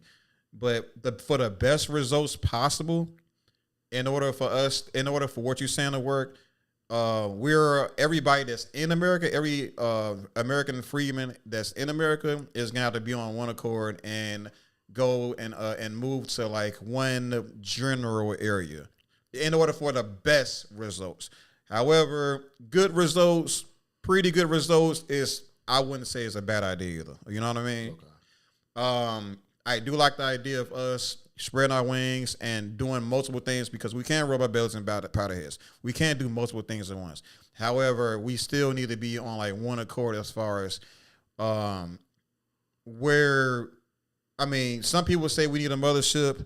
Other people will, just maybe have other solutions. You know what I mean? But I think if we all are still like have the same collective goal of like, black empowerment and just black progress and black peace and black justice, at the in the eyes and the defense of our systemic oppression. Again, this is not an assault based thing. This is not an attack, white people channel or anything like that. This is us taking a full gaze, taking a full bird's eye view of what's befelled us and how we can strategize to get out of how to strategize out of our own oppression. I mean, I had a conversation with MTR, had a conversation with a number of people, and a lot of people are kind of just saying, well, why bother with it? Just like ignore it, just move on and find other solutions like that. Or even pick yourself up, but especially pick yourselves up by the bootstraps. This is us picking ourselves up by the bootstraps. It's just us being more creative than just upping our wealth. You know what I mean? It's us upping our intelligence and strategizing our way out of like this situation that we're in. They think money is the key to all this. Money is a big part of it, but also strategy is part of it as well. And I think collective strategy is gonna give us the best results. But that's neither here nor there. Overall, the point I'm making is for the best results. Again, for the best results, we have to. The more people that move to a general area, the better. So if black people want to make that decision, then it is what it is. If they want to move out into a place that has like women or men that better assist them in the development of their lives and stuff like that build better, I cannot say it's a horrible idea. I just can't say it's a bad idea. It's just that I feel like when we do things together, I think the results will be better when we do things as a collective. And if we separate, that's when things get more complicated. So while we're all here, I think we can make great progress as a unit in America since we all are already here. However, if we all want to pick up and move to Africa, pick up and move to whatever country that's paying people to live there, I understand that too. Sure. But I guess I think I'm going to just say it like this. The reason I like the idea of staying here is because we're already here anyway. Yeah, I hear that a lot. But I think that's in a nutshell what I'm trying to say. You had a response to that? No. So I kind of I can see your perspective of that. Let me just. I want to say this one last thing. So this is why we're diametrically opposed. Yeah. Because you are okay. You like the idea of us spreading our wings, and there's reasons to do so. I feel like it's good to stay here, and I have my reasons to do so. And this is a diametrically opposed conversation. Which and what diametrically opposed means is for a lot of people is we both have our perspectives and there's some intersection, but not enough for us to completely, engage and agree with each other. Hence, while we got this in the background, go ahead and respond though. Nah, yeah, we definitely opposed. But you do got a point. It's a numbers game. If we all stay here and stick together and actually make moves, it could happen. But they've been doing that for years, and we're not as collectively strong like we were back in Malcolm X days. Back in Malcolm X days. That's like this whole protest that they tried to pull like a week or so ago didn't work. You know what I'm saying? People were shocked. Oh my God, we probably protesting. You at Target. Well, you gotta imagine when black people pulled protesters back in the 60s and 50s, we came up with a strategy to help those that couldn't help themselves. Mm. You can't expect somebody who got fucking 5-6 kids to fucking just stop going to the stores they used to go into just for the collective good. It's not gonna work. Especially if they have no help. It is a one hell of an uphill battle that we have, especially economically. And I'm not gonna go into details. That's a long conversation. All right, now it's time for me to get in trouble. Sorry, ladies. Yes, you need to improve as well. I know. I know. I can hear you from here. Okay, I can hear you from here. Well, how dare you hard thinking? You're an asshole. You need to tell them nigglets and those body bag bandits that y'all need to level up. I get it. All right. Heavy is the head that holds the crown. Blah blah blah. I understand. I've been there. I've talked to you. I've engaged with you. I debated you. I loved you and I hated you. You know what I mean? Fact of the matter is, yes. In order for us to come together and do it and make it out in this world, y'all gotta work. Y'all gotta work on your criticism as well. Like what Issa said about having your cake and eating it too, as far as like conservative and progressive standards and stuff like that, and outlooks on. I hate to break it to you, but you do have to kind of pick a side. You know what I'm saying? You're either gonna be a completely traditional young lady, or you're gonna be a egalitarian type of young lady where. I just remember the other video was okay. Or you're gonna be an egalitarian type of lady where you're just like more open to like splitting the bills, things to that nature, or like what that young brother was talking about like how we should be engaging like finances and mental health and all those other. It was a really viral video that kind of came out. That this young brother was kind of laying out that was spitting in the face of who should be paying the bills and stuff like that. Mm-hmm. Anyway, but yes, I don't know how to really spell it. Black men are definitely gonna have to be more open to to being on code as far as being with black women, but black women definitely need to work on being more on code. And we all got to like essentially be in the middle. It just is what it is. Yeah. Well, let me ask you this before we end this segment, because I know it's getting late. Yeah. Should black people stay progressive? No, should black people move toward progressive or stay conservative? Mm-hmm. I'm not going to tell you why, but we need to be progressive. I agree. It's been Chicago Black Delegation Podcast. I'll catch you on the flip side. All right. Okay. So yeah, we didn't even watch that video. I know, right? Umar exposed. So this be a short one because I got a few things to say about it, but it's funny about this bitch.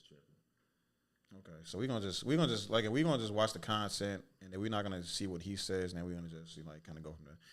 Okay, so what's up, everybody? Welcome back to the Chicago Black Delegation Podcast. I'm your host, AC High and Thinking, and I am joined with my guest, Kanji. And we are here to talk about the Prince of Pan-Africanism, Dr. Umar Johnson. We are here to talk about the Prince of Pan Africanism, Umar Johnson. We are here to talk about the Prince of Pan Africanism, Umar Johnson.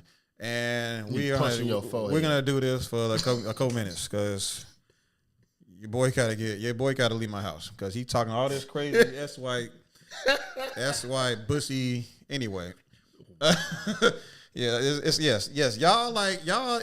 This is what y'all like to do. Y'all like to sit in these chat rooms and y'all be like, I only want to be in a sausage fest. And if there's any cat in this room, we gonna yell him out of the room. You know what? And when one woman says, I agree with what Kevin Samuels said. Oh, how dare you agree? Don't you act like you women is different. Y'all women is not different. Y'all way more alike than y'all like to admit. And I'm like, nigga, chill. She just said, they do be tripping. It was tough being. It was really tough being a Kevin Samuels guy when I was a Kevin Samuels guy, and I still like a lot of what Kevin Samuels said, mind you. But the community pissed me off the most. Yeah. Let's not do that. I think I look at you and I think this save yourself, and I get triggered. So I apologize. That is sad. We talking about Umar Johnson. And let's see what's going on here. So I just wanted to come on here with a small, short announcement. I just want to start this video off by saying I'm not trying to get clout. I literally just want to have a conversation with my father. My biological father is Dr. Umar. He has another daughter. I tried to contact him about, getting to know my sister on my dad's side. I asked him if he knows her or if he has her number. He ignored me and never responded. I'm 22 years old now. My dad has never been to anything important, no graduation, no birthday parties, nothing. He has not been in my life. Again, I'm not making this video to bash him. I'm making this video to state facts, okay?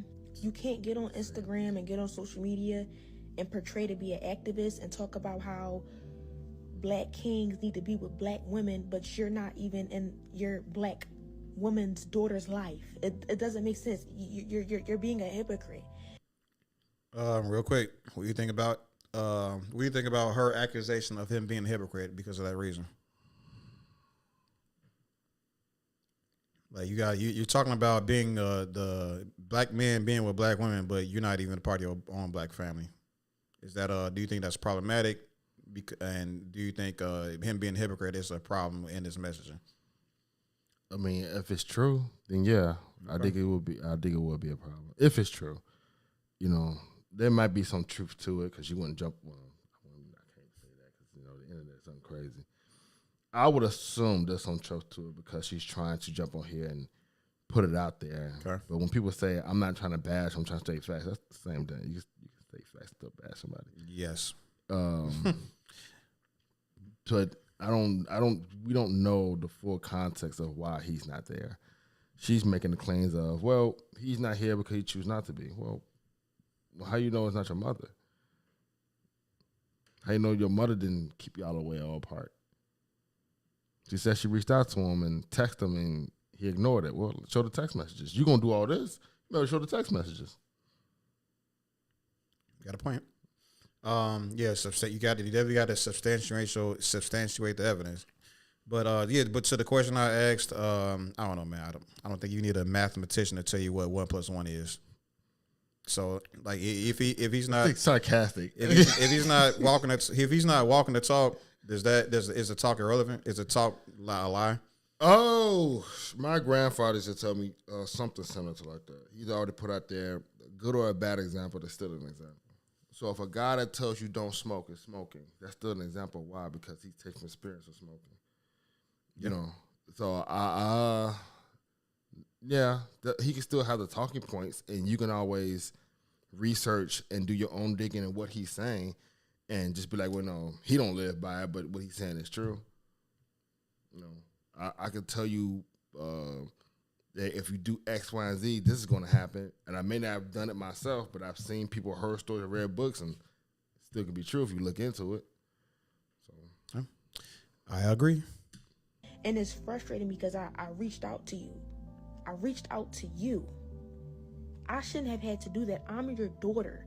But I'm smart enough and logical enough to know that you would never reach out to me because you don't have my phone number, and I'm pretty sure you wouldn't try to reach out to me because for what?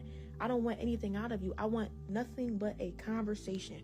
Forget the relationship. I really don't care. So you mad, man? How she reach out to him, but he can't reach it? If you text him, well, then he has your number. All right. Too much about that at this point. I just wanted a conversation out of you, and you shut me down. You ignored me. You should never be too busy for your daughter, ever in life. So I just wanted to make this video You're grown. to just try to. I'm sorry. Just play. I'm sorry.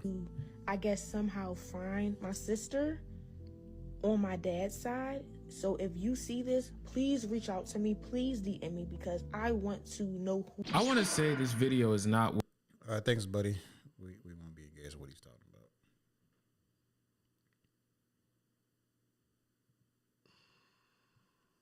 Father, despite us living in the same city. And even though she said she didn't want a relationship with her father, I thought, yeah, he got me, bro. Good job. I think the Umar sponsor somewhere up here. Yeah. I only heard like part of this. hate. I'm not bashing you. Really? I just don't understand why you're ignoring me. I'm 22 years old and you have yet to be in my life. Y'all know me too well. Y'all know my love for children is too strong. For anybody to be coming out the woodworks telling you they've been trying to reach me when my number has been public for 20 years. Listen, brothers and sisters, I want y'all to listen. My phone number has been the same for 20 years. Remember I told you I wanted to one day get him on here one day, and I said his number is literally on his website. Like he's not hard to reach. Like it's.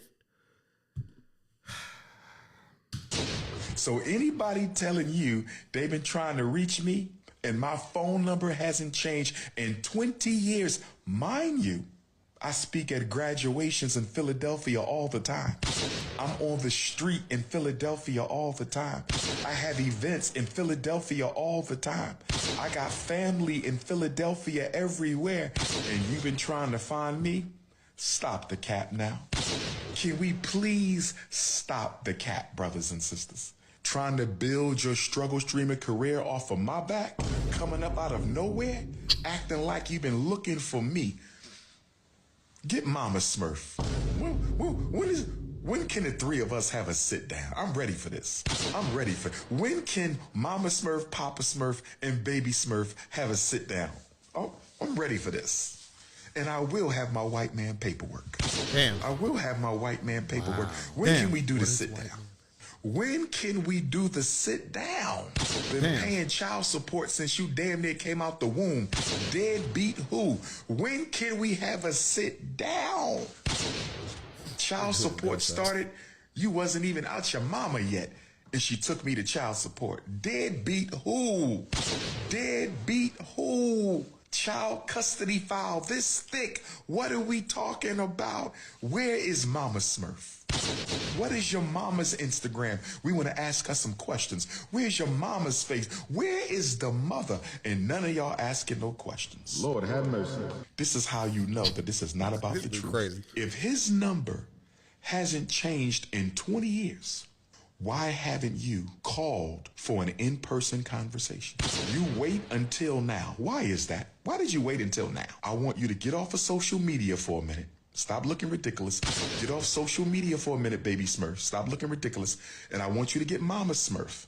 And on Thursday, 1 week from today, I'm calling you out, you and Mama Smurf.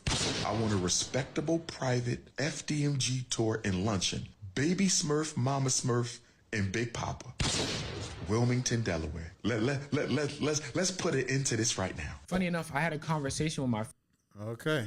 I think that was is there something else? No. reminded me. No. He's making sure. Yeah. Yeah. He. Let me just go ahead and. All right. He did that. Yeah, ma'am. You got to do your due diligence, okay? You can't just make allegations. You can't just turn your camera on, say things, and expect it to stick. Like Umar Johnson has been defending himself for a long time, and he's pretty good at it. So if you're gonna do something, right? If you're gonna say something, you're gonna turn your camera on, try to get your views up. You're gonna have to come harder than that. This dude, as you said, the view. I mean, his number has not changed. I mean, he said himself that his number hasn't changed, and that number is. And you said that number has been available for his emails, everything. Like he is very easy to read. Charges $5,000 to $10,000 for him to come on podcasts. All the information is there. This bitch on some 50. What's the homeboy name? Marquis shit. Show some Marquis shit. Who? 50 Cent son. Oh, okay, for sure. So, I do respect the Umar Johnson's, dismantling of that narrative, and he is, and he just opens. He creates he's creating the invitation of, hey, here's this is where we can meet, and hit me up, and then let's set this up. You, me, and your mama. You feel me? He handled it pretty well. I don't, what else can I say? Like that was the really good response, and I don't know what else to say. I got nothing. I don't believe men. I don't believe women. I believe facts. All right. Shout out Amazing Lucas. He got that fucking shirt. This shit is wild. So yeah, I'm almost speechless. Yeah, I'm just if he wants to, if she's serious about me and her father, and if she's serious about like establishing a connection and doing something and figuring something out on, I don't know, the tangible side, then the ball's in her court. But as far as I'm concerned, I'm giving a W to Umar Johnson, and at least for right now and stuff like that. But like, I don't know, like I guess to her credit, Umar Johnson, like granted this actually is her daughter,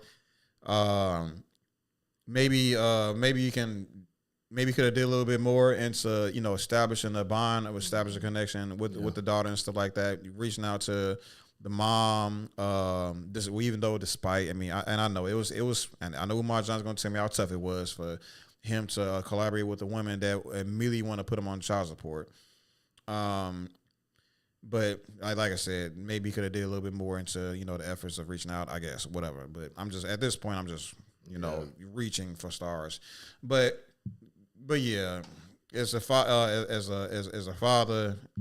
as a man that's like has to defend his image, he had already pre-laid out something that essentially dismounted her entire like argument. What you think? I got nothing. I just okay. Let me, because you're a father, right? Yeah. See what I'm saying? And so let me think about this pragmatically. I understand his talking points. I don't understand Dr. Umar Johnson spiritually, or faith-based. So maybe it's within the culture that he believes he's part of, and maybe that's how they do things in terms of children and stuff like this. But outside of that, it's just like, lady, you 22 years old, you probably could have been met your sister forever ago. And I don't understand the relationship to him and the woman, but you put you on child support before you got the stomach. I doubt they got a good relationship. Like I seriously doubt it. Yes. I seriously doubt it. I got nothing. You got it? Yeah, so we can hold up, Sam. Like going back to what did she said about the hypocrisy thing, the hypocrisy accusation. Umar, I know I've heard a lot of women kind of. I love women, men as well. So people in general has been like making accusations against him for like not being the most, let's say, the most the North Star as far as what men should be if they want to choose this Pan African lifestyle, this ideology. And that he like, how is he gonna be this man that's gonna be super pro black marriage, pro black everything, but the school's not open, and also that he ain't got no wife, you know what I mean? And he seemed to be just sleeping around with women and stuff like that, Yeah, there is that. I guess there is that. I can agree with that because he do some some sideway pandering shit sometimes when it comes to women, but he hasn't married a black woman either. Okay. I like the stuff he was saying regarding this like pandering thing. I think the main thing people criticize him on, and we don't have to have a whole discussion about this. Yeah. But like one of the main things he had a problem with, I think one of the main things people had a problem with him saying, well, when I say people, I really just mean the man, unless I guess you a pick me or something like that. Shout out to the pygmies, no, nothing against them. I gotta take. I'll be quiet. Go ahead. You cook. Do I like them? Okay, you know what? Let's talk about this for a brief second. Oh, Jesus Christ.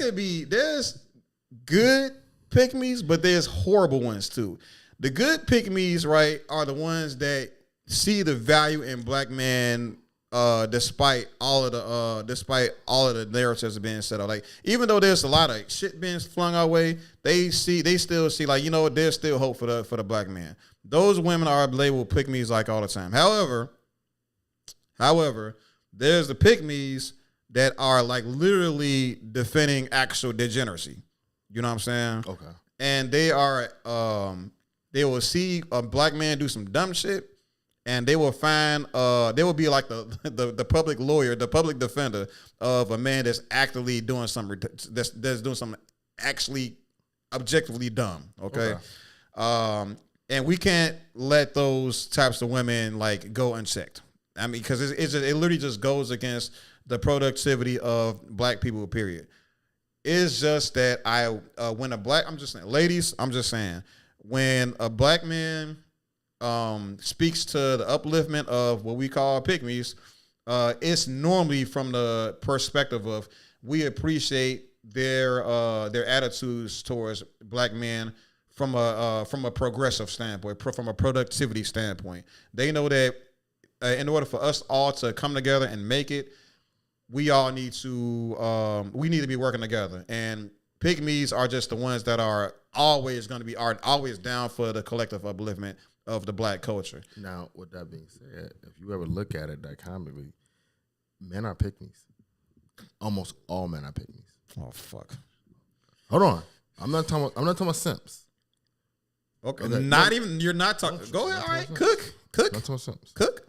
Because all a simp is a person who doesn't have value in himself and is searching and looking for women validation without any self-respect. That's what a simp is. Okay. Men are pick-me's because women control dating culture.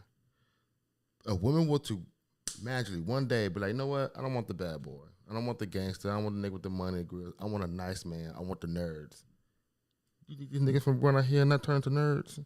Put all the second pants from to turn to fucking slacks, button-ups, pocket protectors, and fucking nasal allergies. That's bars. Go ahead. You know what I'm saying? Men are naturally pick-me's. If women want to get in shape, most niggas gonna get in shape. If niggas want more money, what niggas do? Go get money. Men are pick-me's. Women control dating culture.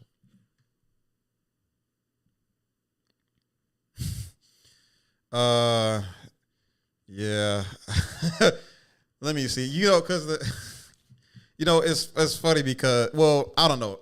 I think the counter argument is going to be because women give so much from their side of things, is just that the things that they give don't have a monetary a hard monetary value on it. So like cooking and cleaning and stuff like that. Mm-hmm. It's something they just do from the heart, and it's considered priceless.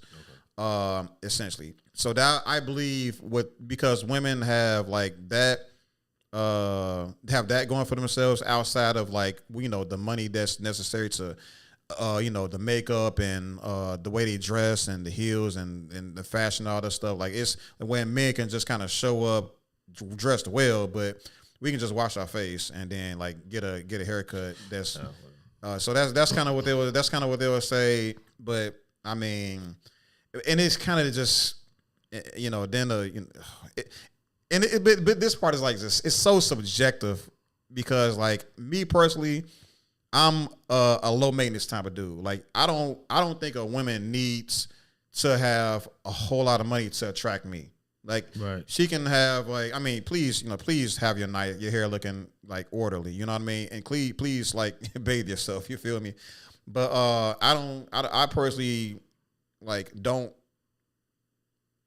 I really don't care for like the hundreds of dollars of like makeup and stuff. Like I think most guys don't like that type of thing. Like really. All this makeup and extremely long nails. Fucking umbrellas on their eyes. Even like the expensive wigs and stuff like that. It's really not necessary for us to attract us. And if a woman does need those enhancements to attract a particular man, low key, he's probably really not the one for you, in my opinion.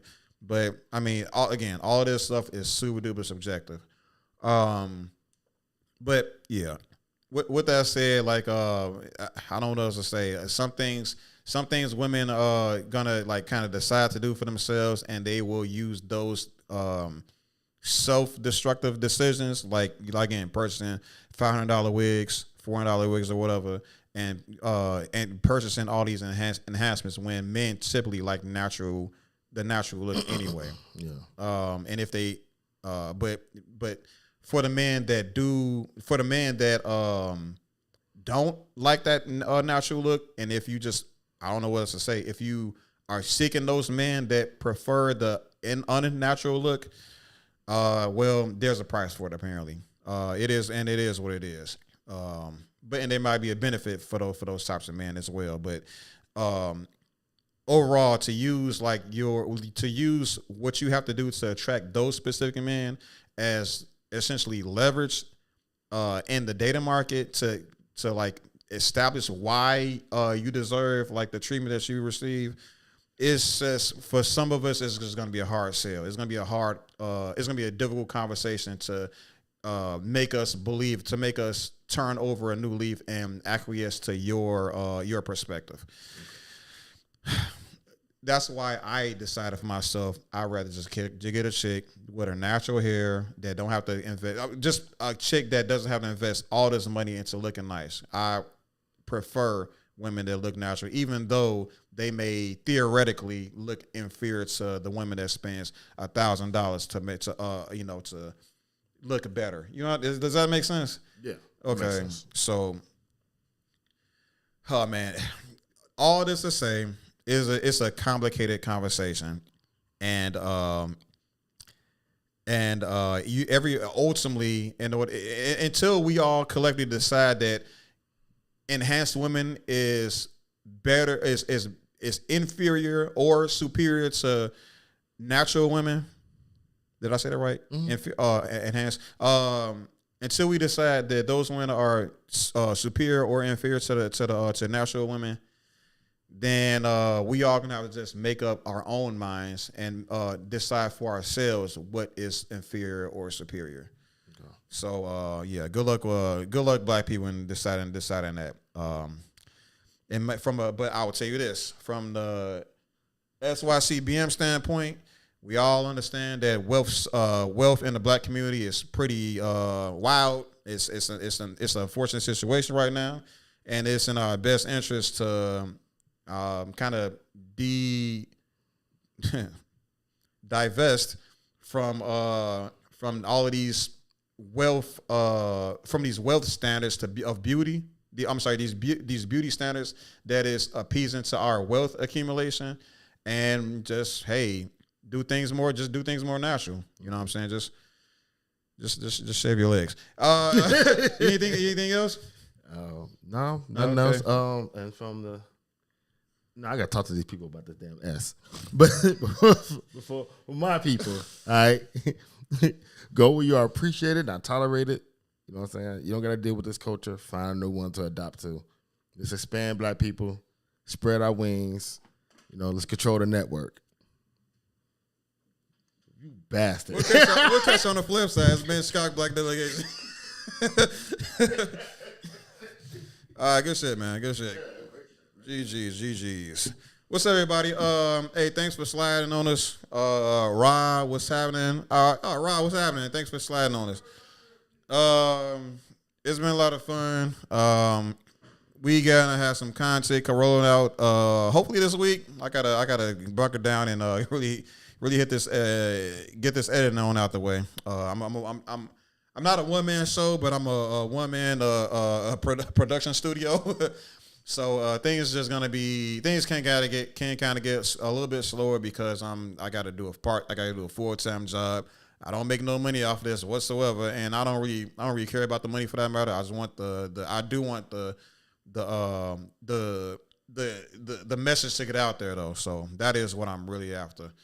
But that all that aside, just kind of hit the ground running as far as the content is concerned, and get the message out there so that things can kind of start moving out the way. So otherwise, I still appreciate the love, support, the compassion of our viewers. Please keep viewing our content. Please keep liking, commenting, everything like that to get our engagement up so we can spread this message far and wide so we can start moving this culture in a direction that serves us as much as we serve it. You feel me? As soon as I get you got any last words for the people? Shit, no. Shout out to everybody that jumped in. Come join the conversation.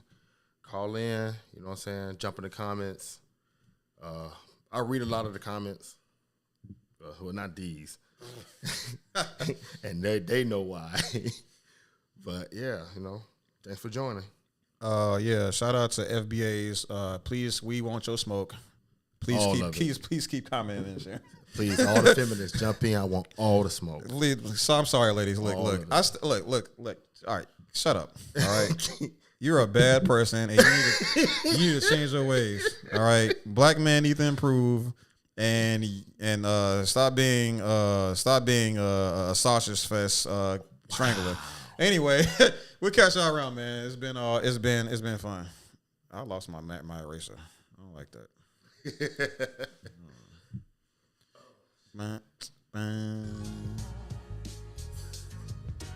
That was great.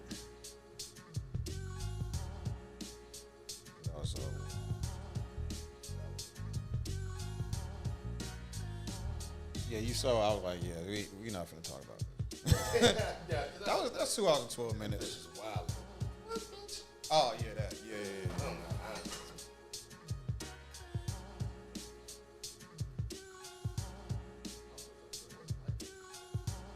White man paid word. He's just talking about outside of that. Oh, child support and all that. Oh, okay. What's going on with some new shit? Back in the lit back and find out. That's what he. Cool.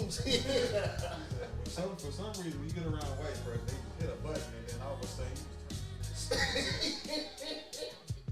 Super what the fuck going on? Like I said, I agree with a lot of things. I said it.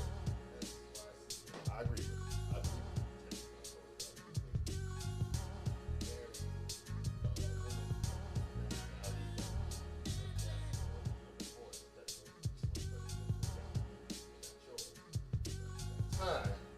Profound believer.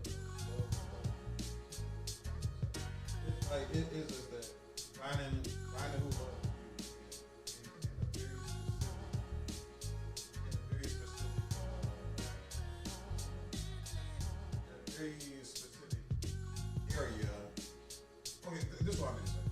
It's just that finding somebody who loves you while excluding a large percentage of people is definitely comes to everybody. I mean, there's nothing I can say about people. Well, I'm just expanding my options. What the fuck can I say about